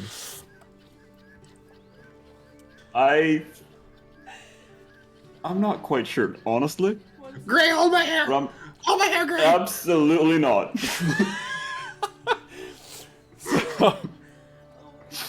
A couple of minutes goes by and nobody bothers you. You guys see lots of different races hanging out in and around this area. Humans, elves, lots of elves, half-elves, not many dwarves, but you see at least two, lots of gnomes, probably a dozen gnomes, a couple halflings, you see a tabaxi, 3 or 4 turtle, you see a couple of goblins and hobgoblins, you see a single bugbear, and they're all dressed very similarly. All leather armor or long leather, almost like rawhide tunics or robes. They all have feathers and moss and flowers tied into very long, unkempt hair, and each one of them is tending to an animal or a plant in some way, shape, or form. And everybody here has a sense of harmony about them. It's about that time that you guys see a figure emerge from This tent down here. That's over to the far left, where there is a single fire burning in a pit just outside. The figure looks like this. He's an elven man, pretty young for elves as far as they're concerned. Long blonde dreadlocks with what appears to be antlers, actual stag horns growing from his head, not tied to his head, actually growing out of his skull. A long brown leather cape, green and black furs, and he is indeed holding on his right forearm a white owl. His staff has a light blue aura that kind of pours, looking like a misty water essence off of the top of it, and he begins to approach you. As he approaches, we're just kind of like eyeing the hobgoblin as they walk past. I guess like she's not comfortable seeing those guys around. And there's not many of them. There's maybe 2 that you see amongst the group of the more like quote unquote savage creatures. But even Tari, although it is uncomfortable, they seem like they're very, very peaceful, though you know what they're capable of. So, this figure approaches you, and he stands there and he sets his staff into the ground, and he lets go of the staff, and you guys see the base of the staff immediately begins to sprout vines and roots and holds itself in place. As he approaches you, the white owl flies off of his arm and lands on the crescent portion of the stone staff head. And he looks over at Xavier and he says, "My goodness. If it isn't my good friend Xavier, you were not kidding about the convicts. You actually brought them and you didn't tell them about teleportation." And he kind of starts to double over in laughter, and Xavier... "I'm sorry, first of all. I just received the knowledge from the great beyond about how to do that, and it still trips me up. Arc Druid Nightbreeze, maybe a little... Excuse me. Ree, can you please stop throwing up? I can't continue to do this. The smell... I get it, there's nothing left, but I can't stop drinking. Well, Yes. sorry, where did we, I guess, teleport in? So I said, you guys teleported in just south of where this red dragon statue is. I guess since we're so close, Gray would be like... He'd be investigating the statues, not of the actual stonework, but trying to... I guess the more bard side of him is trying to figure out the story behind them. Okay, go ahead and give me a history check with disadvantage as you have no knowledge on druids. Yeah.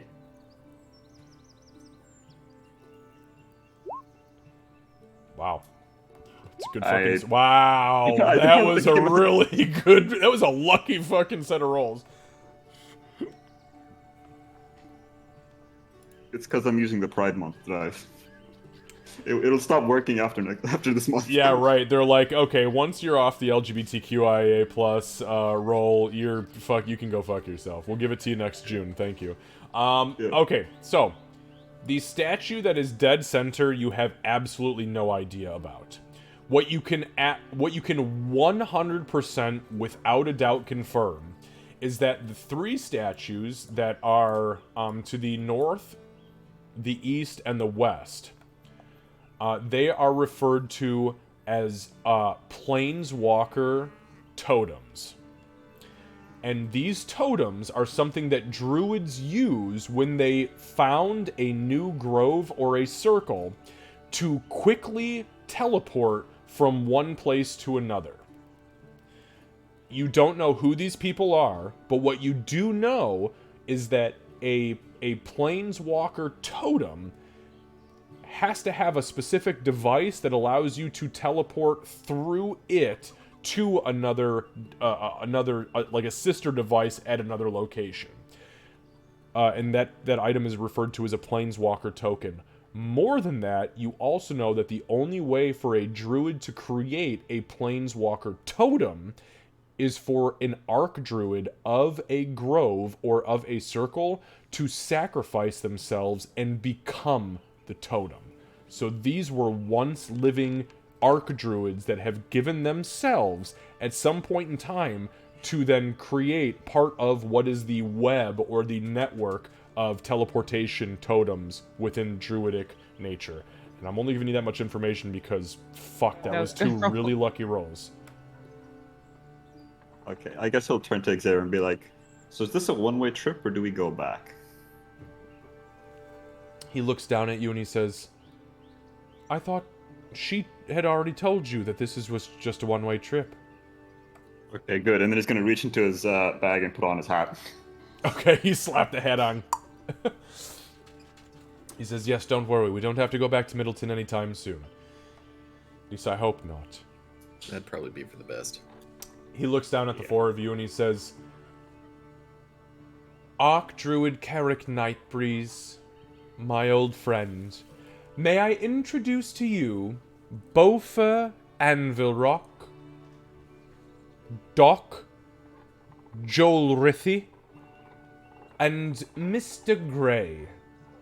Oh, yes, and she who has not been named. And he kind of puts his toe into the rib where the wound is of she. And the Archdruid looks over and says, ah, yes. I was expecting you, and I welcome you to the Circle of the Moon.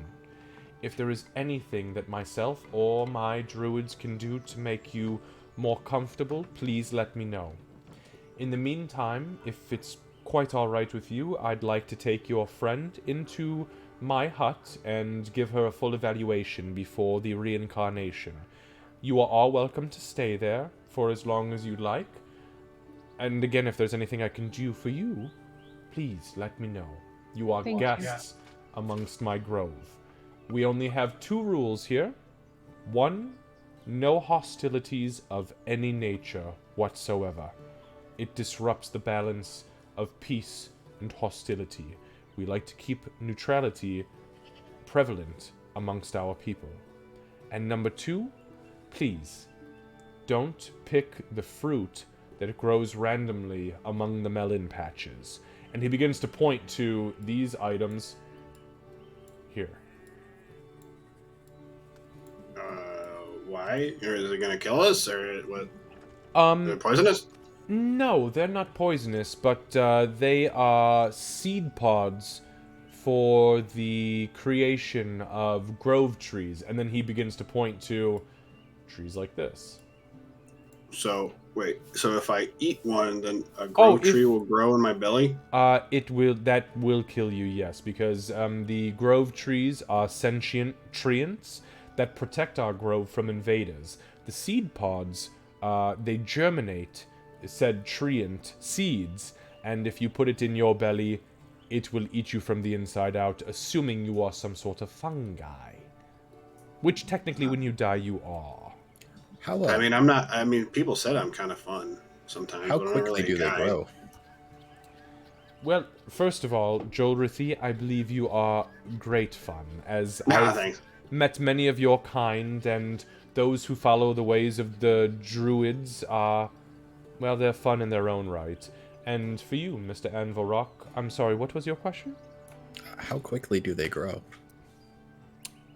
Not very quickly at all, Mm. which is why we'd prefer nobody open them or pick them so that they can fully germinate. That makes Typically, a single seed pod will take anywhere between 80 and 150 years to fully germinate. He points to the respective random trees throughout. Those treants are well over 800 years old. Oh, Ooh. Anyways, welcome to the Circle of the Moon. Please, if you'll follow me, we'll get you some new food. He points at you, Doc and Ree, and we'll take good care of your friend. Shall we? sure. Sure. Yeah. Doc's afraid to speak because she doesn't want to throw up again, so she just nods. So at this point, actually, hang on. At this point, as you guys begin to walk, Archdruid Nightbreeze, he picks She's body up, and he kind of, as he snaps his fingers, he mutters a small incantation, and you see the white owl grow to about 4 times the size of what it was before, into what is pretty familiar to you guys as a dire version of its own creature.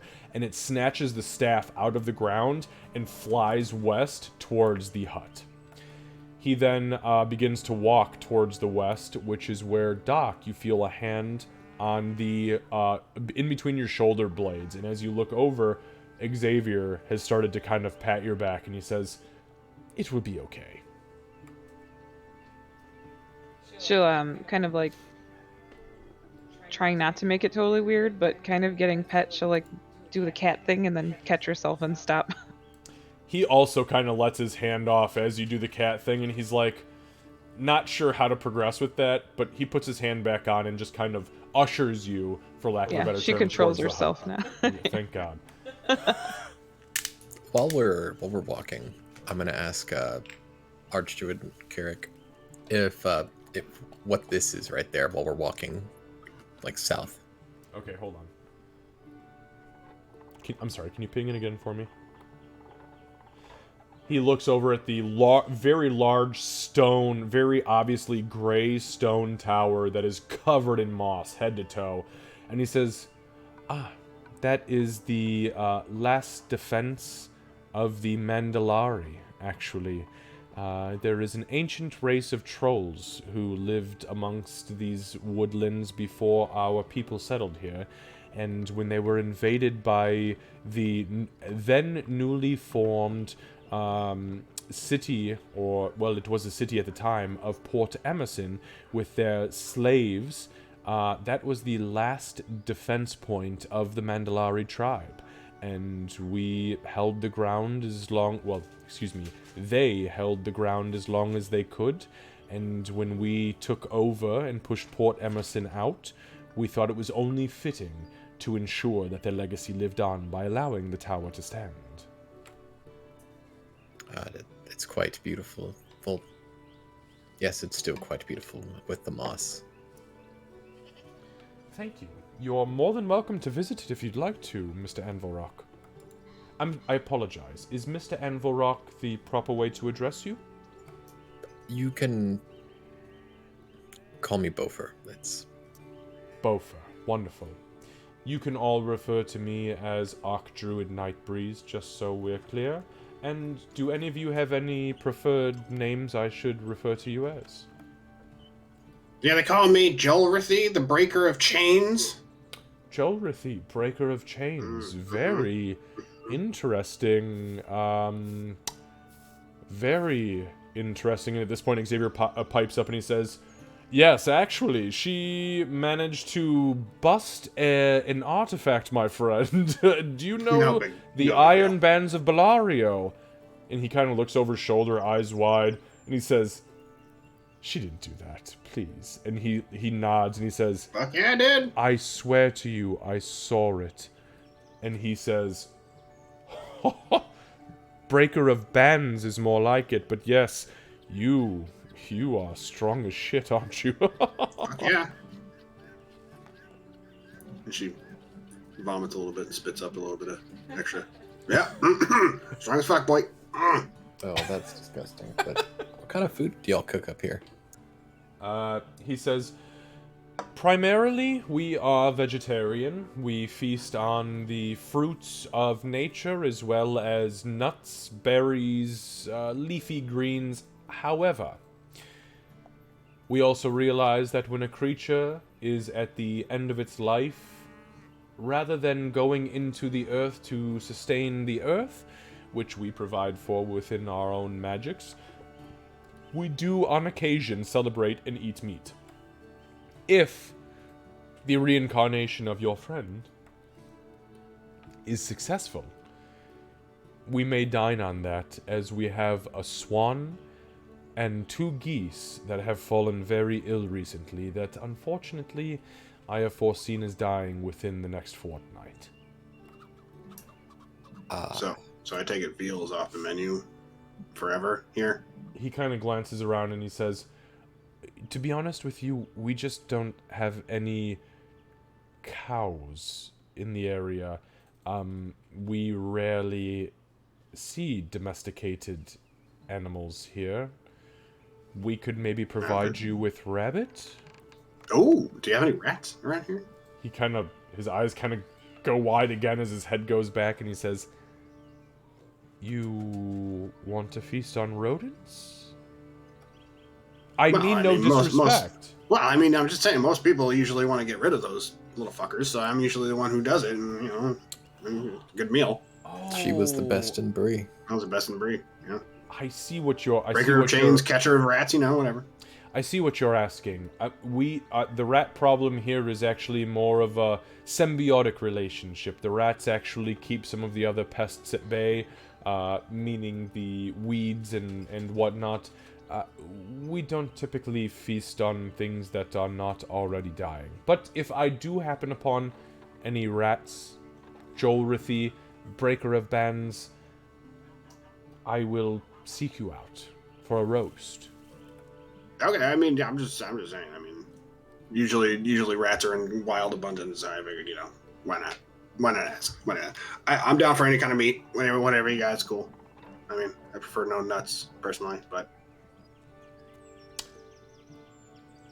So you, Madam Tabaxi, do you have a preferred name? Oh, Doc is fine. Doc, wonderful. And you... His eyes kind of look in at you, Gray, and he squints his eyes a little bit. You...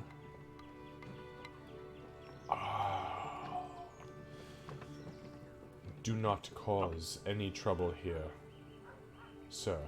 Please. I don't want to see your life force snuffed out by the grove itself.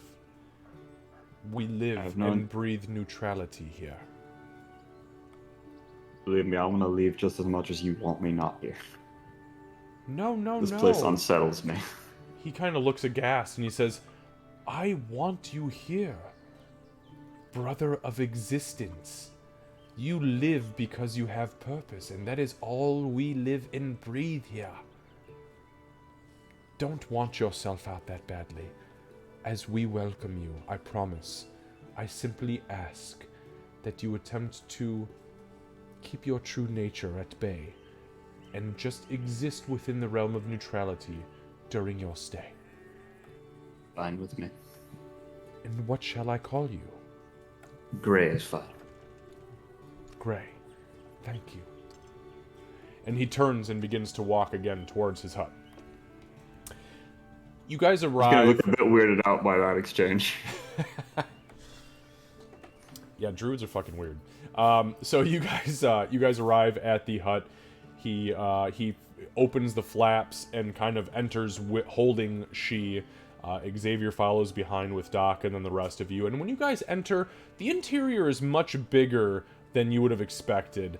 Not to a magical degree like Xavier's place was, but it's pretty substantial. Like they make everything they organize everything very well. The entire ground is covered in furs. Bear, boar, dog, rat. You find squirrel, chipmunk, beaver, groundhog. And then there are stools that are built that look like large vines coming up and out of the ground that kind of tilt over. And he sits on one of them, and it buckles ever so slightly. You also see large red and green spotted mushrooms around the campfire that is in the center, which he gestures to. Please, have a seat. I'll move to sit. I will as well. Yeah. Same. Xavier does the same. You sit. He lays the body of she down kind of across the small bear fur in front of him, or a bear pelt that's in front of him. And he says, so, your friend, I believe she went by she, is that correct? Yes. Whatever the records may show. Ah, I prefer that name. that is correct. And actually, that is, I apologize, that is what I was told lastly. So, whatever the records may show, Actually, I think it was whatever the records need to show. Whatever the Yeah. records need to show, excuse me. Mhm. For the sake of our conversation, if it's all right by you, I'll refer to her as she. But she is kind of a troubled person, for lack of a better term. I'm not entirely sure of her background prior to Xavier bringing information to me. Do any of you know anything about her that I should know before I begin a reincarnation? Now, let me explain this to you. The reincarnation is essentially me binding her to a natural cocoon where her body will reform itself, and there's a chance she may come back and be exactly what she is now. But there is also a chance that she emerges from the cocoon as another being entirely. So, is there anything I should know prior to this reincarnation about her very existence, her personality, her capability, that may help me guide her back to the path into what she is right now?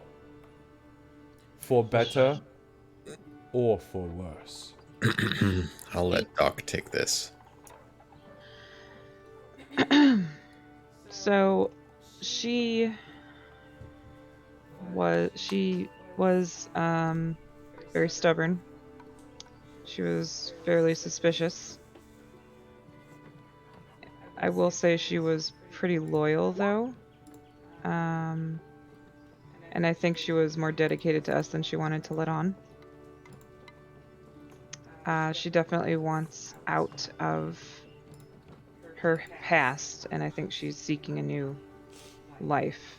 And this is the only way for that to happen. She likes to use the word idiot a lot. Are you sure of that? So you said that she wants out of her past, and she's using this as essentially a segue to achieve that. A fresh start. Well, she definitely said she'd much rather die than go back to the camps that she was, part of. So let me ask you this. If nature and her soul decided that she was no longer fit for the body that she currently inhabits, do you think she could live peacefully amongst your people, amongst your group? I think so. Yeah, I'd say so, sure. She might be a little bit weirded out if she, turns into a dwarf or something. She's gonna learn to be grateful for what she's given. Oh yeah, that's true. Pretty much gonna have to be. I mean, it's that, or she can die for realsies and go back in the camps. Yeah. Understood. I don't know. My money's on an elf with her stubborn pride. He kind of glances over at you and smiles cockeyed. Stubborn pride? Are you sure you're not referencing dwarves, my friend? Hey, Could be either, Okay. honestly. He looks Yeah, down at you're you. I mean, no offense, but your people are notoriously stubborn. As are mine, right? Apparently we all have vices, as are those who have fallen from grace. Isn't that right, Gray? I found mine are quite correct. If you don't mind, I would like to examine her. Is that all right by the four of you? Yeah, sure. So at this point, he gets off of the vine, and the vine recedes into the ground, just completely vanishes. Little tufts of grass pop up in its spot, and he kneels down next to her, and he peels back her tunic, and he he takes a small blade out, which looks like it's made of stone, maybe obsidian. It's very, very dark black, and it's kind of got a glassy look, and he cuts her pants off, completely nude, lying there on the ground in front of you guys. And he puts his hands over her belly, and one hand over her belly button, that's his left hand, and his right hand over the short sword wound that went into her heart. And he breathes in deep, and as he breathes out, you see her chest rise suddenly, and her eyelids flicker for just a moment as his own eyelids begin to flutter, almost as if he's having a mild seizure. And he begins to mutter something under his breath, which nobody truly understands. A few moments go by, and his hands come off of her, and he lays a wolf pelt over her nude body. And he says, "Why does she have so much hate in her heart?" I know, right? Knowing what we know about her, I think that it's a combination of being taught to use that hate to fuel her, and also hating those that taught her that. He looks to you, Doc, and he says, "Do you understand?" And then he glances down to Beaufort. "That she hates you. She hates your people. She loathes your very existence. And those who walk amongst the race of men, humans, as standard as they may be, she loathes their very existence, wishes nothing more but their dissolution from society, as well as your own, Beaufort. Why? Where does she come from?" She was a hunter with the slavers. And let's hope that nature has a sense of humor. Because I think living in the shoes of those she hates so much would help with this characteristic problem that we have. Which camp of slavers did she come from? Mogu Mogu, I believe. Thank the gods said it's Mogu Mogu. If it's Krorok Ta, we'd have a much different problem on our hands. I see. Are they worse? He stops, dead in his tracks, and stares you straight in the eyes. They are oceans worse than the centaurs. Those savages will eat the flesh of their own people to prove a point, if necessary. That is your flesh, Joel Rithi, breaker of chains. Wow. Some fucked up shit. Very much so. Very well. So, she has much hate in her heart for humans and dwarves alike. Is there anything else I should know about this woman before we progress with our ritual? Also, as a side note, I'd like to say thank you to the four of you for providing me with the gold necessary for me to purchase the equipment that I needed to make the ointments and salves for this reincarnation. Thank you for doing it. I'd say the only other thing to keep in mind is that she obviously does have a soft spot. We had another companion at one point, little Meepo, and she took him in for whatever reason, really seemed to care for him, so she's capable of caring. I think she just needs to be taught to care more than to hate, and hopefully we'll get that chance. He smiles. Let's see here. Passive perception. Gray, give me a perception check, please. Okay.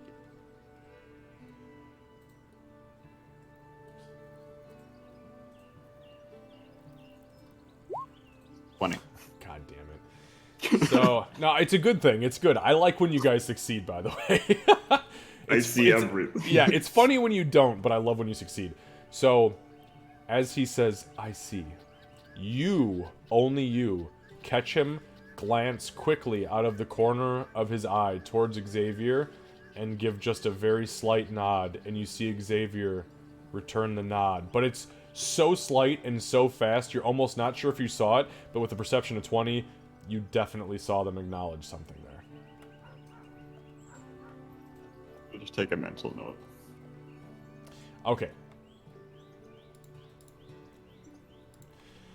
He says, "Very well. I'm sure after your perilous journey through the astral plane and into our humble grove, you're all very hungry.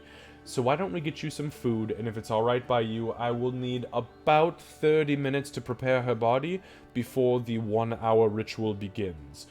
Will you stay here for the ritual, or would you like to enjoy and indulge in the grove?" Nah, I'd like to be here for it, I kinda think. I want to stay. I'd like to watch. I'll watch too. Very well. Can I interest you in food? Yes. Fuck yes. He smiles and chuckles a little bit and he says, I have just the thing for you, Dorothy. Do have a question. Yes, Bofa. I know you do not indulge in the flesh of animals very often, but do you have pies? He kind of looks down at you. Well, yes, we harvest wheat and mill it into flour, and we produce, with eggs from various avian creatures, dough, and we do create pies, indeed. Is there something specific or special you're looking for?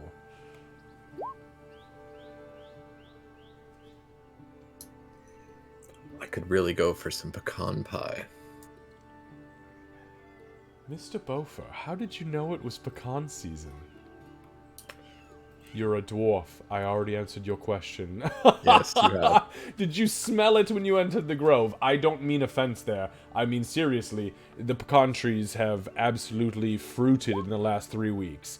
I caught a hint of it before these two emptied their stomachs. Ah, yes. He kind of glances around, and Xavier looks down at you and he says, well, I didn't mean to throw up, but I'm new to this kind of... stop talking about it. Stop talking about it. Archdruid Nightbreeze looks down and he kind of bows and he says, yes, I will see what we can do as far as a couple of pecan pies. Bear with me for the next hour and a half or so and we will get this thing underway. Understood? Sounds perfect. Thank you. I will leave you to your devices for now, you may discuss or chat amongst yourselves. Again, bear with me, I'm going to just gather a few things. And he stands up, and he walks out. Actually, he pulls wool, like a wool mask over She's face with the bear pelt on top, with the wolf pelt on top of her, and then he walks out of the hut. And I will leave you guys there. I'm going to take a very quick bio break. Yeah, the news. Right. Talk about a wolf in sheep's clothing.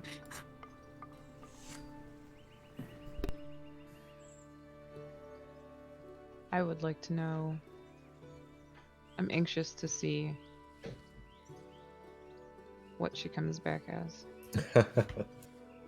We don't have enough money to do this a second time, so. No, we do not. Even with the physical resources, not the gold.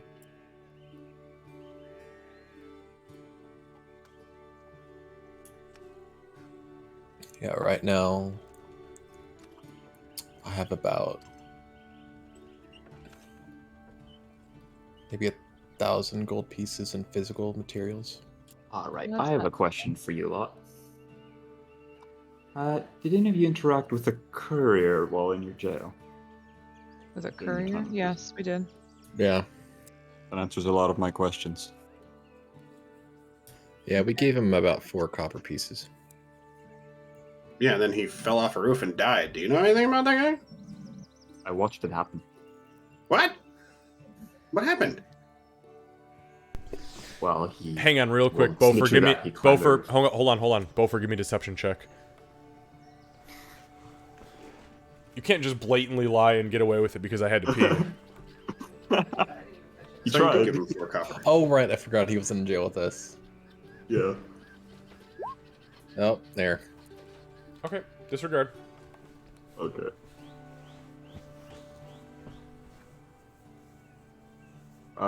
It's just as the magistrate said. He climbed a roof and fell off. Really? That was it?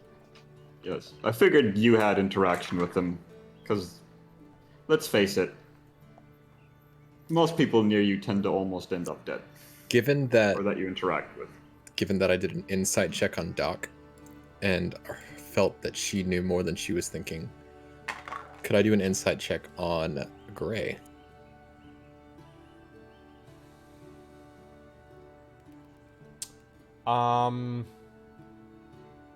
Sure. Just to see if he actually did indeed fall off of a tower. Yeah, go ahead and give me an insight check.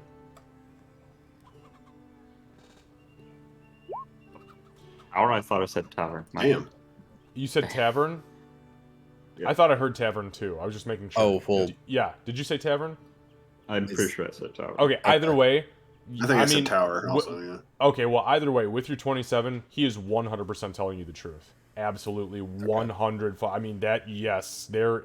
He is. Yep. He's what he's telling you. Watching that boy fall, he fucking saw it. I mean, was there anybody there with him? No, it was just him. Did you see his body, like, on the ground? Yes, I'm the one that alerted everyone to it.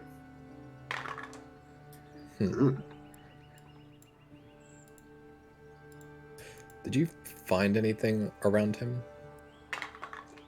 Did I? Did you? Did he? Nope. Nope. No, because as soon as you saw him fall and you heard the crack, you were like, I need to not be here. And then you fucking started. Yeah, that's fair. You started going about your business. Yeah. I guess we'll never know about actually if you've actually slipped or if something happened to him.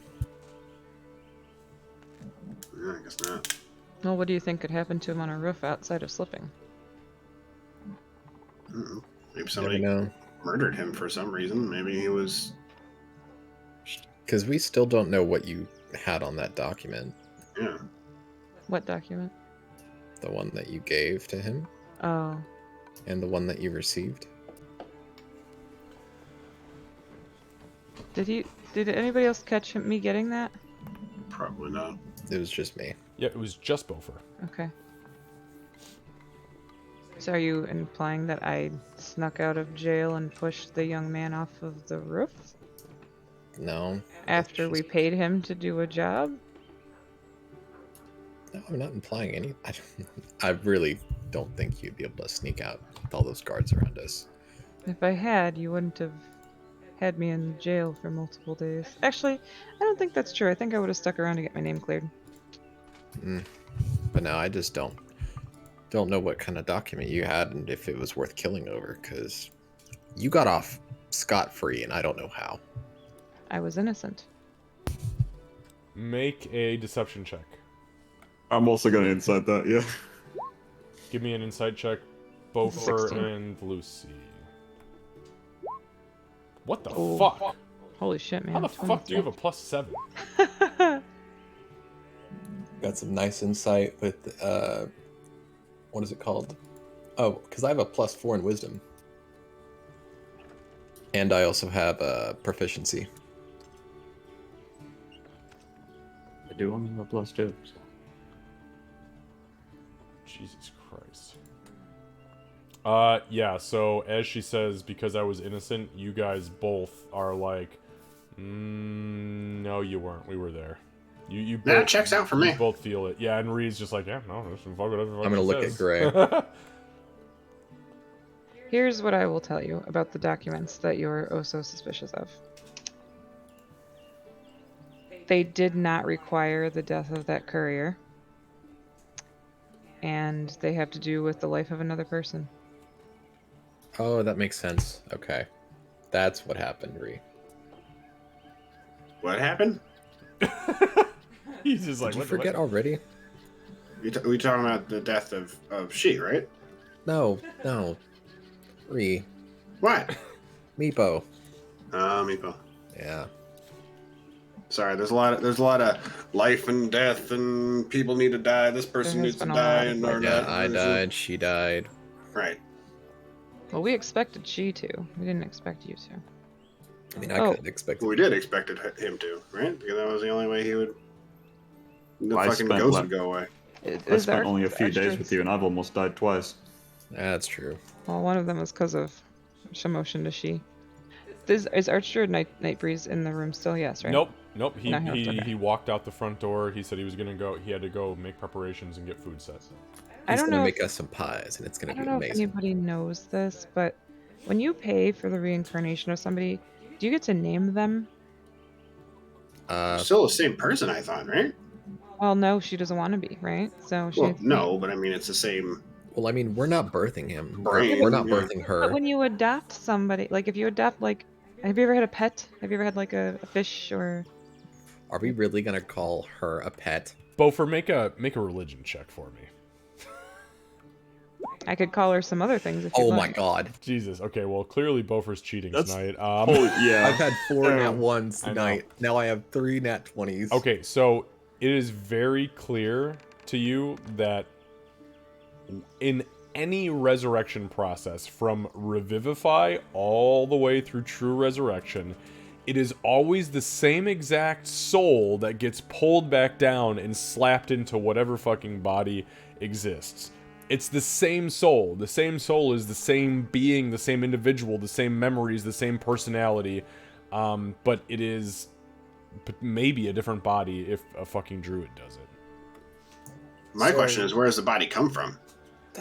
Nature. The body comes from nature. It comes from a cocoon. So she's gonna have the same soul. It's gonna be her real. It's gonna be her no matter what. Her true Right, but- name is gonna stay the same. That's fine, but I have 2 names, right? So why couldn't she have 2 names? Now that she's starting new, we don't want to call her she. She's starting new. We should give her a It- new name. It'll be an alias, but her true name of her soul will still be her true name. That's fine. Whatever the records need to show. So what about this? I highly doubt that's her true you name. got me. What about this? When you pay for the reincarnation of somebody, do you get to pick their alias? What, for like an extra fee or something? No, we paid a lot of money. Bofer, you understand this is a matter of semantics. Like, I mean, I guess you could technically, if you refer to her as a lower being, like a pet, but, you know, she's gonna wake up and know who the fuck she is. Maybe. I'm gonna maybe. look to Xavier. Xavier, at this point, has literally bowed out. He kind of like, he's looking up and around and he's like, huh? Oh. Yes? Mr. Bofer? You need food too.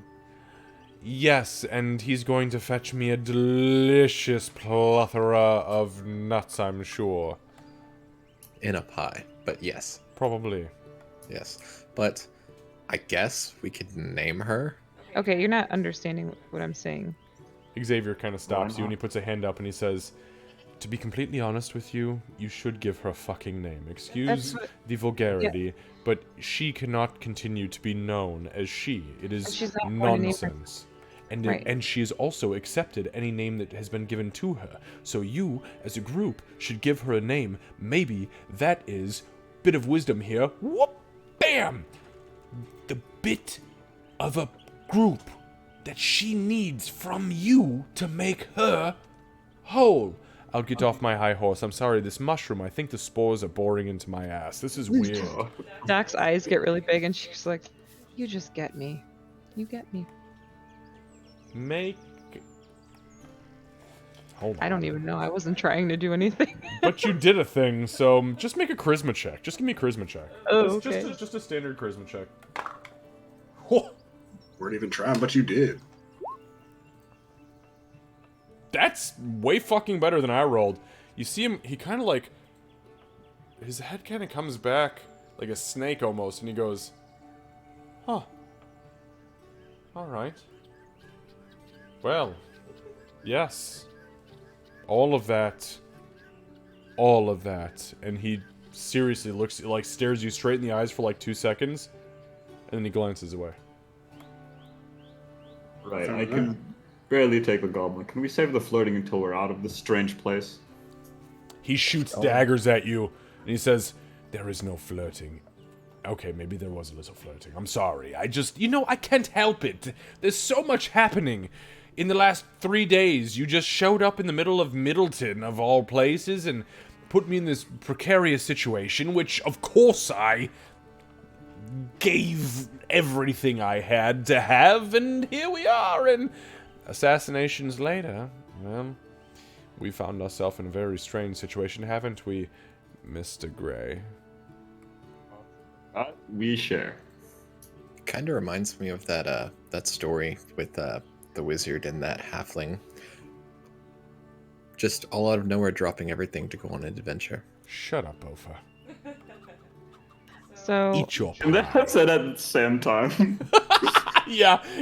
And literally, like, Xavier glances over and Gray glances over, and it is literally, shut up, Bofer.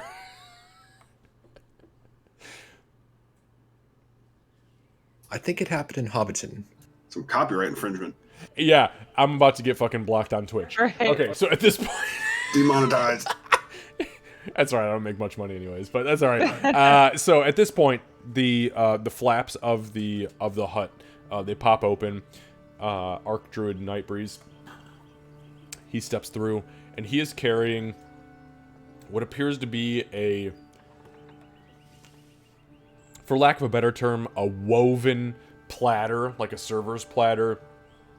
And on it are bowls of raw nuts, and cooked roasted nuts, which appear to have been seasoned in some way. He also has 2 skewers on a large banana leaf down the center that have roasted fish on it. He lays it down in the middle of the room, or in the middle of the eating area, we'll call it. There's a little rug where there's like a couple more mushrooms, a little bit smaller, so you can, grab it with your hands. And he says, if everybody would like to eat, the pecan pies are being made. It will not be done until after the reincarnation is completed. But if you'd like to consume, I exhume. And Xavier goes, oh, I'm sorry, that was a druid joke. Actually, it's technically a necromancer joke, but technically I'm performing necromancy because, well, Then he kind of looks at you guys, and both of you realize, oh yeah, all healing magic is technically necromancy. And he goes, right, so let's jump into it, shall we? yes, that's a good idea. Does anybody here have any tokens to add to this ritual, or should we make this straight ritual where I just perform the magics outright and move forward?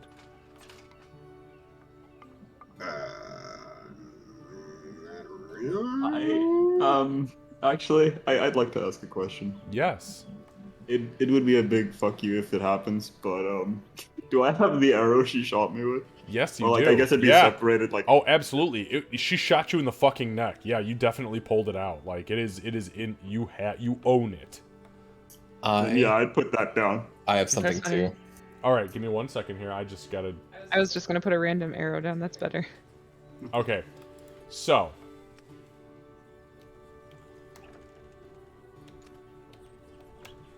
Okay, so we have, so Gray, you put the arrow that she shot you with. Anything from Bofer? I am gonna go ahead and put down something I've been holding on to since session 2. I'm gonna put down Caracas's signet ring. The Ranger's ring. Oh, fuck me. Okay. It's worth 10 GP. Yep. Understood. Go ahead and remove it from your inventory, please. Anything from Doc? So I have that thing of good wine. So maybe if I can get a little cup, I'll pour a glass, or pour a little bit into a cup and put it the wine that she liked. Oh, good call. Okay. The wine that she stole, I guess I should say. I don't think Yep. she liked it. She just wanted to see if she Well, could pour it on she herself. can have it now. Yeah, she used it. She's trying to use it as an antiseptic. Okay. And anything from Ree? Yeah, well, I mean, I have this short bow. I've never used it, but I mean, it kind of is representational of her past life, right? I don't know how this shit works, and she'll drop it on her body. Okay. So you guys lay the cup of wine. Candace, go ahead and remove the wine. We'll say for the sake of needing to do this, you actually have to use all of the wine. That's so fine, you yeah. lay cups out of wine. You put the ring of Caracas on her finger. Lucy, you lay or Gray, you lay the arrow on her chest that she shot you in the throat with, and then blamed you for. It'll probably matter I'm a better shot and then move away. And then, Ree, you lay out the short bow across her chest as well, which actually fits very well with the arrow that shot Gray in the throat. Okay, so Archdruid Nightbreeze now removes the furs, and she's completely stripped down to nothingness. He begins the ritual by clipping her toenails, clipping her fingernails, brushing her hair back and washing it, actively scrubbing and washing it. And as he does so, he purifies her body with a spell that conjures water literally to pour out of his palms and across her corpse, which cleanses the wound, cleanses the body, cleanses the filth from her existence. With that, he snaps his fingers, and as he lays his palm down, from the ceiling, you guys see a very large spider with black and yellow across its back string its way down. It lands on top of her body, picks her up with its forearms, and begins to spin it into this web, into this cocoon, which, once it finishes, and her whole body, mind you, at this point is completely encompassed, goes back up and into the ceiling. I'm going to go ahead and make the roll to see if she... Now, just so you guys know, because she's never died, she had a 2% chance to fail. Lucy's arrow, which was the fuck you, gave her an additional 5% failure rate, so she was at -7. But the short bow, Bofur's ring, and Doc gave her a bonus of 15%, which brought her back to the base of -2. So you guys have succeeded and just given her the base level -2. I'm going to grab, because she was a ranger, the green percentile dice. Who would like to call it? Actually, you know what? Doc, you call it, since you were the one who dealt the killing blow. Oh, I'm the worst. High or low? It's either going to be 1 to 2% or 98 to 100. This is so much. I guess low. 1 to 2% is the failure. I rolled a 19. Oh my god, I'm so bad at these. So the reincarnation succeeds. You guys watch as over the course of the next hour, Archdruid Nightbreeze pours salves and ointments and oils and unguents, begins to burn them in a small in the fire that is in the room, the small campfire, and wave them over her body and massages them into the cocoon, and you see them absorb in flashes of green light. The resurrection takes hold. Excuse me, the reincarnation takes hold. And succeeds. Now it's time to see what she comes back as. Should we roll the green percentiles or the red percentiles? Red. Okay, red it is. Yep, red. So green was for the ranger, and red is for the blood that she has shed. Let's give them a toss of the dice.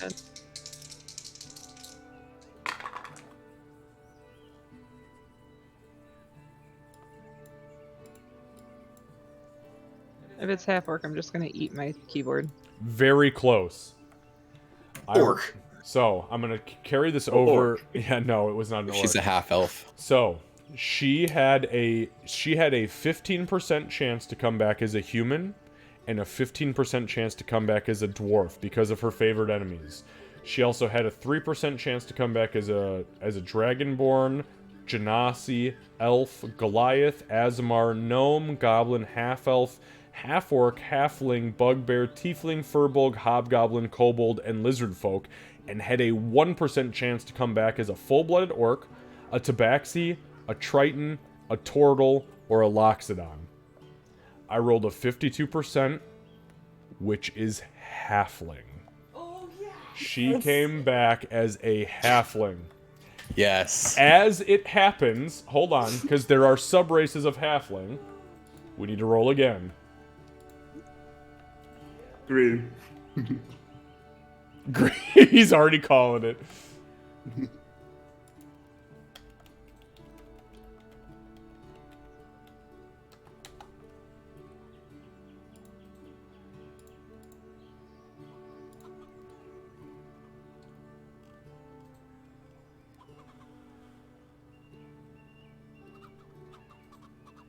All right, so we were rolling a 33, 33, 33, Lightfoot, Stout, and Ghostwise. What was the last one? Ghost? Ghostwise is from Sword Coast Adventures.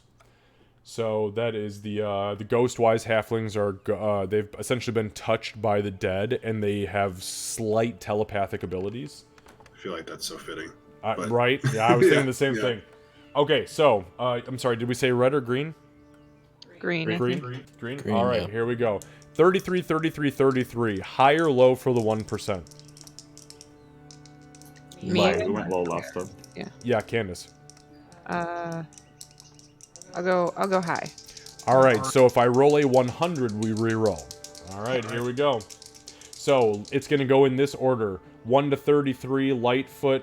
34 to 66, Stout. And anything else is Ghostwise.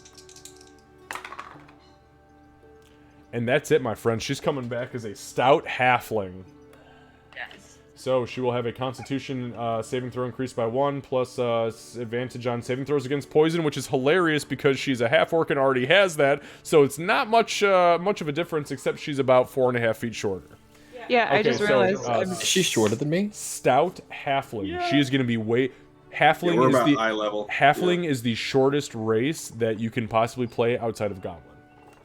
So I have toddlers again. Woo.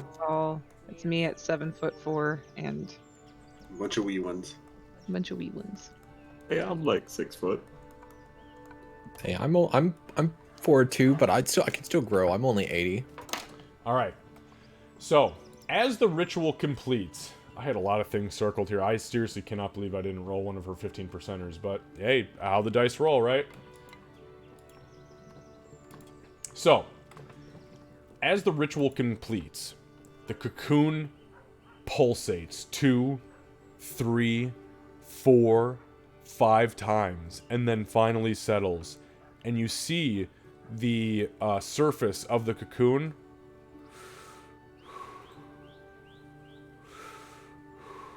almost as if it's breathing. Archdruid Nightbreeze plunges a dagger into the head of the cocoon, and as he begins to peel back, he peels the strands of spider silk back and pulls out the nude body of a female halfling. Very clearly stout halfling, as the muscles and the hair, the body hair, is a little bit more prevalent, kind of like what a female goblin would be. And he pulls her out, lays her on top of the cocoon, and looks over to the lot of you. We've succeeded. Oh, sorry, go ahead. As Grace sees the halfling, he's gonna burst out laughing. Basically fall over. He looks over at you, and he smiles himself, and he kind of nods. We've succeeded, Mr. Gray. And... excuse me, this ritual has just taken so much out of me. She exists once more. What is her name? And he looks silent at you. I have one that I think is fitting, that I think could set a good precedent for what we're looking for. If you guys want to hear it. Would you like to discuss it? I was trying to think along lines of newness, starting over, and I was thinking maybe something like Aurora. And I was trying to think of names that would go along with halflings, and I know that it's usually 2 words, so Aurora Newwater or New Waters. It's a very pretty name. I had one, but I really like yours. What was yours? Mine is not of newness, but it's something that'll make her remember where she came from and not just fully embrace this new life. In our language, we call a hunter a Venari. Mm-hmm. Wow. You researched that shit. That's good. Would you want that to be last name? Aurora, what was it? Venati? Hold on, I'm gonna get it. It's Venari. It's from Greece. It's ancient Greek. Venari was the name of a soldier type that wielded ranged weapons. Yep. Aurora Venari. I think that's a pretty name. Thoughts? Yeah, it's got a nice flow to it. Yeah, I kind of like that. And She might want to pick her own name too. At this point, Archdruid Nightbreeze puts her hands up, and he says, "She does not have a choice." And he looks back down at her, and he removes the dagger from his side, and he plunges it into her chest. Whoa. And he begins to peel back the flesh. Her body does not move. He pulls the dagger out and sets it to the side, and he reaches into a pouch. And as he pulls his hand out of the pouch, you see a small, very vibrantly glowing, white, snow white bead. And he places it into her chest. What is her name? Look to Doc. I kind of glance around at everybody else. Gray hadn't said anything yet, so I just want to... He's laughing. He doesn't care. Okay. Aurora Venari. So as that happens, he, as you say that, he pulls his hand out of her chest, and you see blood kind of dripping off of his fingers, and he puts his hand back over the top of her chest, and he whispers, "Aurora Venari, you live again." And you see the wound that he just cut in her chest seal completely closed, and you see the eyes of this new being in front of you kind of flicker for a second, and then roll into unconsciousness. Nightbreeze at this point looks out at you and says, "She will need time to recover, but she is alive, and her heart is exactly where she's always wanted it." Thank you, and well done. That's not something I've ever experienced before, and as a doctor, honestly, I'm blown away. He kind of chuckles and he says, "Being a doctor means believing in scriptures that old men have written for 1,000 years. My dear, I believe in nature, and nature has chosen to bring her back because she does have greater purpose in this life than food for trees." He looks over the lot of you and he says, "I will leave you now. The pecan pies, I'm sure, are roasting fervently over the fires. We'll bring them in shortly. She will need to rest for at least a day or two. And then I have a request.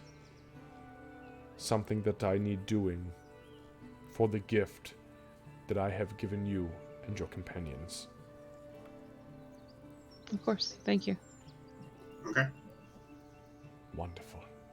And he stands, and he leaves the tent once again. At this point, Xavier stands up, and he walks over to the body, and he puts his hand over her chest, and he mutters an incantation. You don't see anything fancy, except for these light blue streams, almost like puppeteer's wires that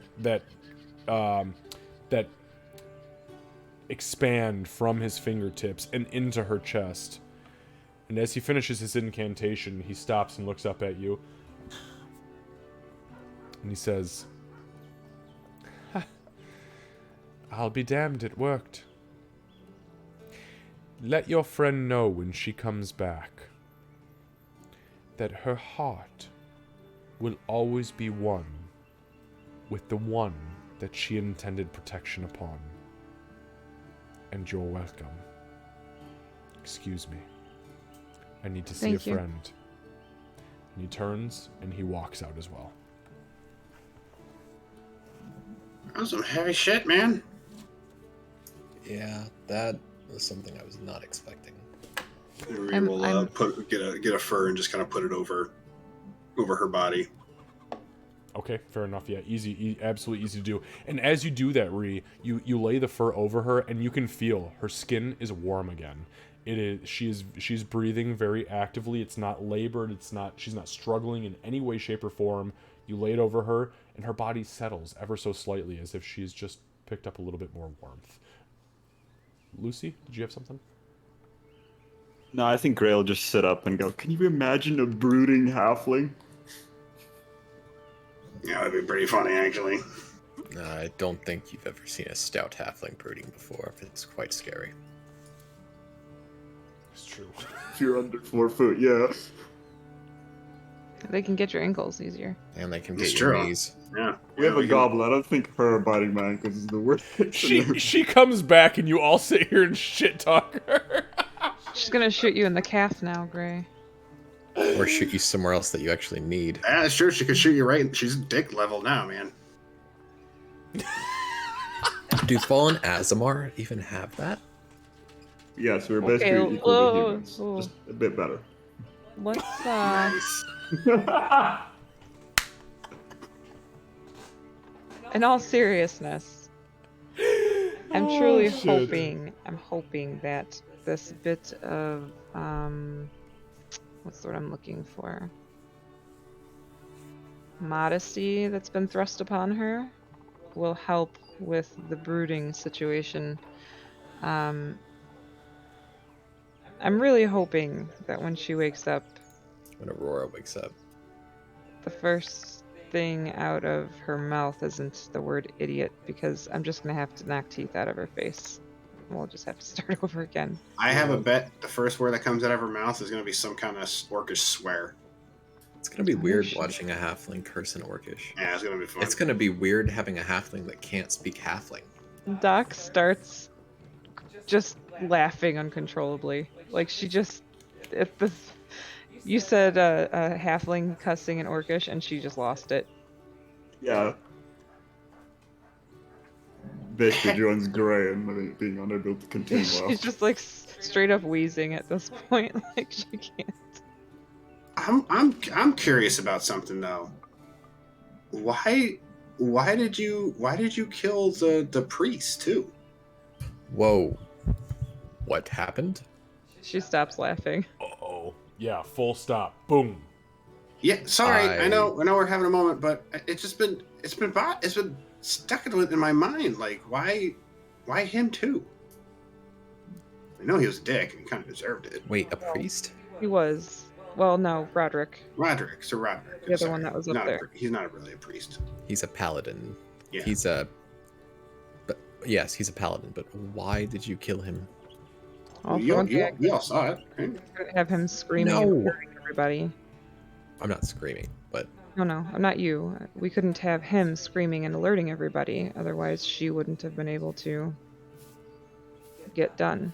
Gray, make this is for passive insight. Make an insight check for me, please. Okie dokie. Doc, you didn't have to kill him. You could have just knocked him out. He wouldn't have known what happened.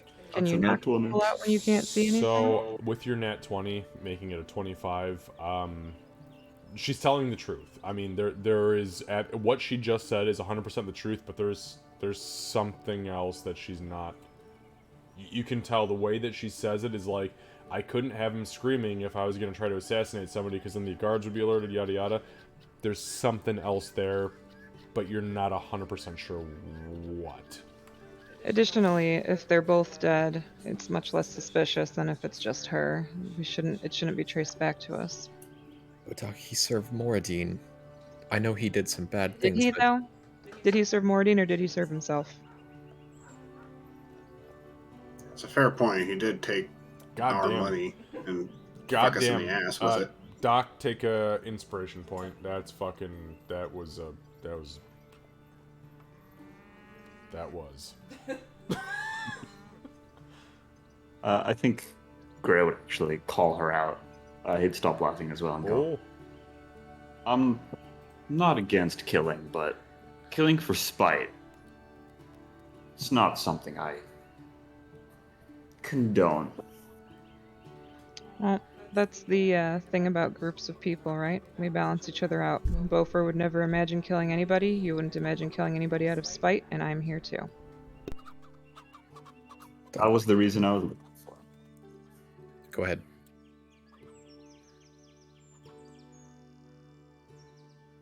Go ahead, Lucy. That was it. Oh, we can't just go ahead and go around killing people. Even if he did some bad things, I know, but we didn't have to kill him. We could have knocked him out or something. Next time that there's an assassination that we have to do on a member of our party, you can do it.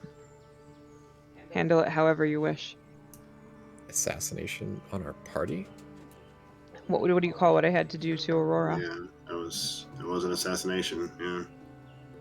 For the record, I didn't have fun doing it. It was something that had to be done. Holy shit. What has just happened? Like a true assassin. I will have to speak to Moradine about this. I need to dwell on this. I'm not afraid of your what's the word I'm looking for? God, What was that? God, Crick watching from up high while everything else happens. No. What else can you go through? More so your judgment. That's the word I'm looking for. I'm not afraid of your judgment. I do not Well- judge you. We all do things that we have to do. Whether or not we enjoy doing them, that's how it is. I do not speak upon judgment, but I speak upon speaking to him on what he thinks. He's gonna think it sucks. Spoilers. There's no God.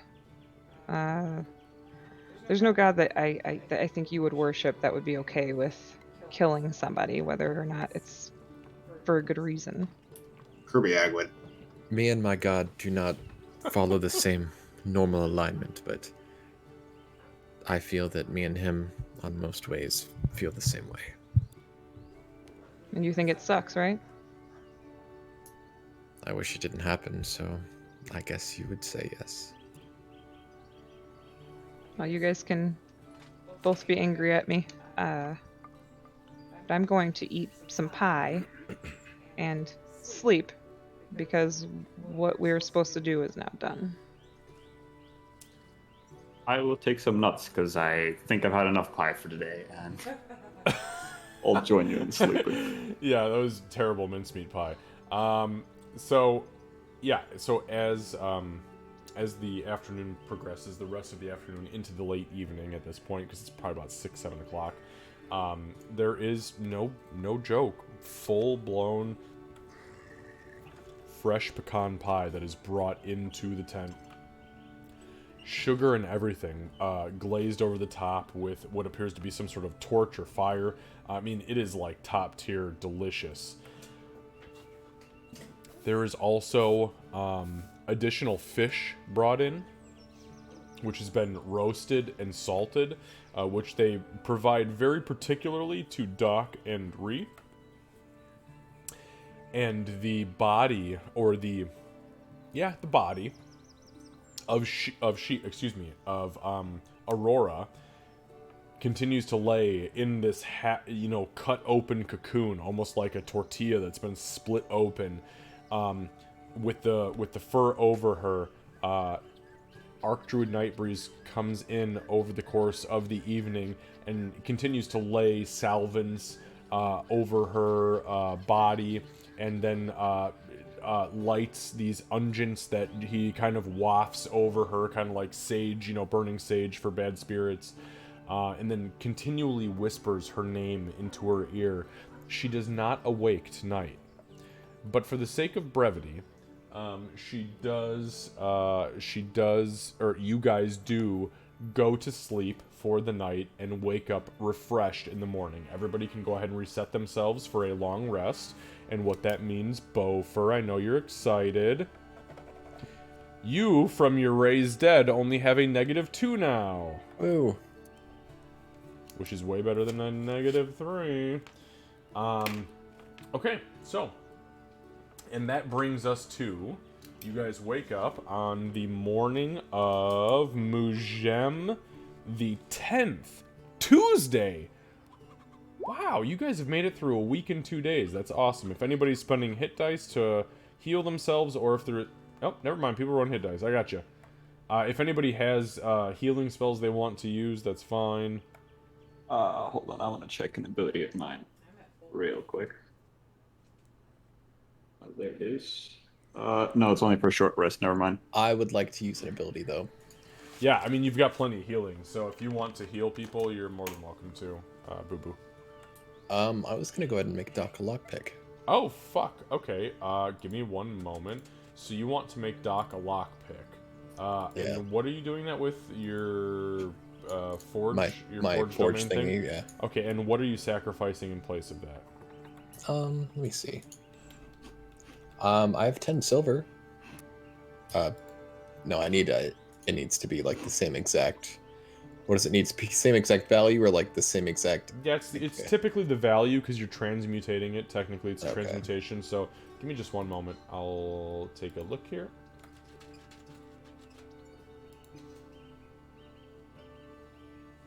You have 10 silver, you said? Yeah. We'll say it takes 8 silver. So, as you guys wake up, Doc, Ree, and Gray, Bofer is hunched over in the corner with this spectral fire burning up and over his left gauntlet, and he is smacking it with his hammer over and over. Actually, wait, you have an axe now, don't you?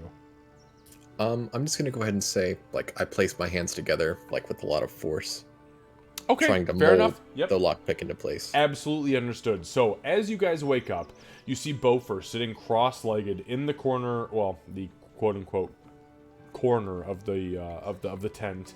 Yeah, it's a circle, so it's not really a corner. But anyways, you find him off to one side of the tent, and he's got his hands pressed together, and you hear him out loud. Anybody who understands Dwarvish, which would be Ree and Aurora. that's it. She doesn't understand shit because she's still knocked out. He is praying fervently in Dwarvish over and over. Dwarf Father, take this as my offering. Dwarf Father, take this as my offering. Please see my offering and know what I must do. And as you guys have kind of like gotten yourselves up, you've wiped, the eye boogers out of your eyes, and you've started to get yourselves ready for the day, he literally breathes out this burst of air that sends a hot breeze through the entirety of the tent.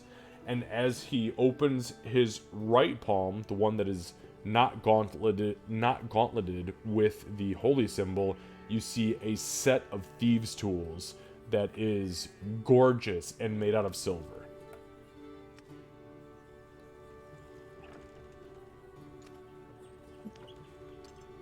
That kind of looks around like, And at the end of that prayer, in Dwarvish, I'm gonna say, for the sins of my party and the taking of a disciple of yours, I promise in your name I will find you another. And Ree, that's probably the craziest shit you have ever understood in Dwarvish. You know what that means, Xavier. I know what you know. Yes, I do. Going on a recruiting mission later or something? do you say that in common or do you say that in Dwarvish? In Dwarvish. No, I was asking Ree. Oh, Yeah, she probably would have just instinctually said that in common. No. No, nothing. Just overheard prayers. Sorry. so Doc's awake, correct? Oh yeah. Yeah, everyone's awake right now. You're kind Just of kinda eyeballing- doing their walk morning over to her. stretches. Gray is praying to the unholy gods of the Feather Realm, and Make my feather look really nice. yeah. I'm gonna go ahead and offer it to her. Is this to apologize for And he accusing hands. me Oh, sorry. of killing the boy? Sorry, say it again. Is this to apologize for killing me, or for accusing me of killing the boy? Yes. And you are the one that goes first, so you must have the proper tools. She thinks it over for a second. And she takes them, and her tail flicks. As you take the bundle, the leather bundle that has the very clearly silvered thieves' tools in them, you touch it, and you see Bofer's hand clasp over the top of the hand that is touching them. It's the gauntleted hand, the left hand. It flashes with a bright red energy, which you almost try to instinctually pull from. He grabs down on you, and you feel this energy radiate through your body that feels like raw healing magic. Though you don't have any wounds to heal, so it doesn't do anything. But as Bofer looks up at you, give me a perception check.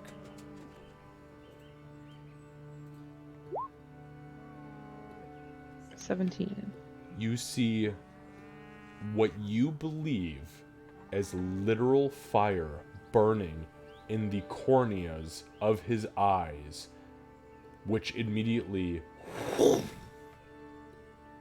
fade out of existence, and you feel a heat in the leather bundle, which you then take. Thank you. Bofer's gonna come back to. He's gonna look at his hand and take it off and look at it. Yeah, as you take it off, it is hot to the touch to you. And I'm just gonna look at it like that wasn't me doing that. Morgan, come on, it's my hand. Candace, make a religion check for me.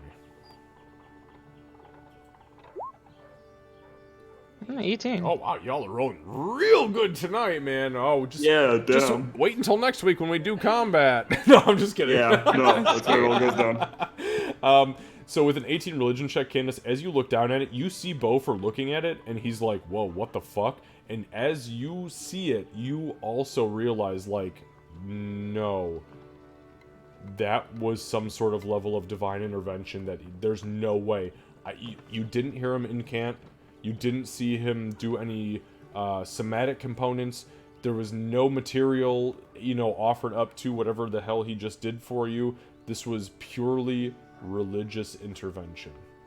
And you're confident in that. Well, then I'll actually go like this. Thank you. I'm sorry. I blacked out there for a second. Did something happen? Well, obviously Mordine's home. I see.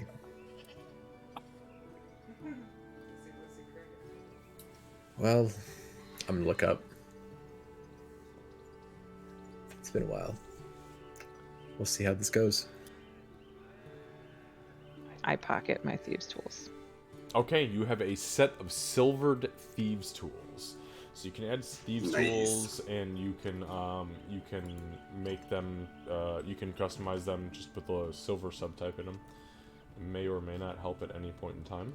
On that, You ever need to stab a werewolf with a set of thieves' tools? I was just thinking the same thing, which is funny because in campaign 2, I'm telling you right now, we need all the silver stuff. Every time they pay in silver, the fucking wereshark just goes, "No, stop giving it the fucking wait, no, give them all the silver." Alright, guys, it is 10:01, so we're gonna go ahead and end here for tonight. This worked out way better as far as timing is concerned in roleplay, as far as she not being here. This is a great And session. now I have to send Kat a message that says, by the way, you're a fucking halfling now. And you have a name. Here's your name. Rebuild your character. What do y'all? She messaged me about an hour ago and said, "Did you kill me yet?" And I sent her. Which I got you. I sent her a gif of the scream guy going. What do y'all think of the name? Honestly, I I like it. Aurora Venari. I love, and seriously, for a halfling, it fits so well. She is if Kat plays this seriously, okay, which is like a full-blown transformation with that name, she's gonna blend in like nothing ever happened. As far as her being a slaver, she's gonna blend into any society, any normal society. That is, I mean, it's genius. So And her name. And I means love new hunt. Venari. Yes. I was just talking about that to Candace off Yep. mic. Yep. Awesome. So her true name is A New Hunt. Yep. And hopefully I in had your nothing. favor. I suck at names, so I left the teal. Well, you also just started laughing uncontrollably, which... Well, yeah. 'Cause it's hilarious. I mean, I- it's canon now, so... I'd like to throw out there too. I have such a hard, so I always play like good characters, always. Like even when we're going through campaigns and stuff, you know, when you guys use the make Candace make the choice thing, I almost always pick like the good choice, and if I pick evil, I feel bad immediately after. I was Same. like feeling so bad tonight. Like I was like, stay in character, stay in character. So sitting here like, oh my god, what did I do? And honestly, if I would have played this a different way, I would have been like, hell yeah, I'm glad. I'm so glad that Sir Roderick is dead. Fuck that guy. But Ding dong, the dick is dead. Honestly, you guys played it off really well, I think, is, you know, all things considered. Like, Candace and I did a little bit of off-stream.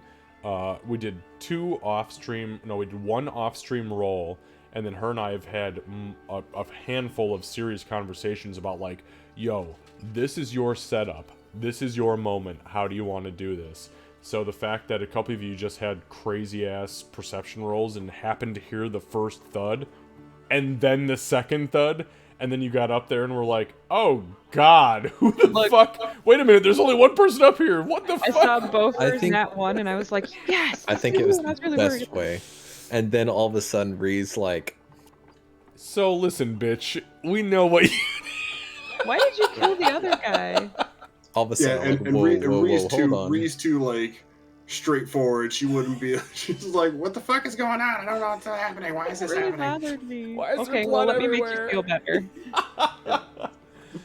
Not I to don't say think like Greg yeah, cares like as much. yeah, But Yeah, Lucy's like, damn it, I sent the message to that man. yeah. Yeah, I'm Same curious with what Ree. that She's was. not like angry about it, but she was just Well, it bugged curious her, mostly. yeah. Well, Live she and let seemed die. compelled with my answer, so. Everybody here has very intensely multifaceted characters that all have things happening behind the scenes, which I am loving to see slowly work out as... I mean, honestly, even between Beaufort, Doc, Ree, you're coming, Ree, and Gray and She, like, you guys all have shit that is so sometimes behind the scenes that when it starts to manifest while we play, and I watch you guys go, what the fuck was that? It's like, it just warms my heart that there's such surprise. And I told you guys Doc was deeper than she seemed. Doc is, yeah, she deep. Okay, we're gonna go ahead and end here for tonight. Thank you guys very much for being here. Kevin, again, happy Father's Day. And Oh, thank you. You too. yeah, thank you. And we will see you guys next week. God, for session 27. Crazy. Coming up on 30. I Dirty know, 30. I know. The Dirty 30. You know, we're going to have a Dirty 30 shot night, I think. No, I'm kidding. Lucy doesn't drink. I'll show y'all. I'll take shots of Coke. Yeah, Nope. Coke. Wait, you're going to take shots of Coke? Lucy! Coca-Cola. Really? Oh, partying over there. thank God, Drink. man. I was like, oh my God, Lucy's getting me over here fucking got that Yeah, what? Nigerian Spirian over there. One upping us over there. I'm gonna have an interesting time trying to find someone I can convert. Oh, I think you've got the conversion in you. Lucy, did Not you happening. did you clip the assassination? If not, I'll... No, I'll clip that after. I'll clip that tomorrow. Sweet, thank you. All right, guys, we're When I gonna go wake ahead and up. we're gonna bail for tonight. Lucy, thank you for being up. I know that it is crazy late for you. Brandon and Kevin, thank you again. And Thanks, guys. hopefully next week we have Kat. I hope we have Kat. If we don't have Kat next week, we may have to discuss with Kat about pulling characters, just because it's gonna be too much. But we'll see what happens. Sounds good. All right, see you Good guys. night. Thanks, guys. Good night, everybody. Alright, see you. All right, let's go ahead and pop in real quick, my friends. We're gonna turn on the camera, which is weirdly blank, and let's go ahead and raid. We got all sorts of people. Maya Fuji, you know what? Cap Drago, huh? Why do Cap Drago? Units, assemble me! Nah, you know what? We're gonna raid Hex. Hex was just too much fun the other night. Ah, she's doing... Okay, here we go. Raid. /RAID. HEXLELICH. All right, guys. Thank you so much for popping in. I mean, seriously, it has been a fantastic... I mean, this was a crazy... Again, roleplay. We've done roleplay for almost 7 weeks. Non-stop. Actually, that's not true. 5 weeks, not 7 weeks. Good God. Anyways, Seru, thank you for being here the whole time. The other 5 folks, thank you so much for being here the whole time. We're going to go ahead and raid Hex. Oh my God, this poor girl is wearing a fucking eye patch. Yeah, somebody. Let's go ahead and send it. Full send. Here we go. All right, my friends. Take care. And by the way, we'll see you on Tuesday for Candace's Crochet and Chill stream.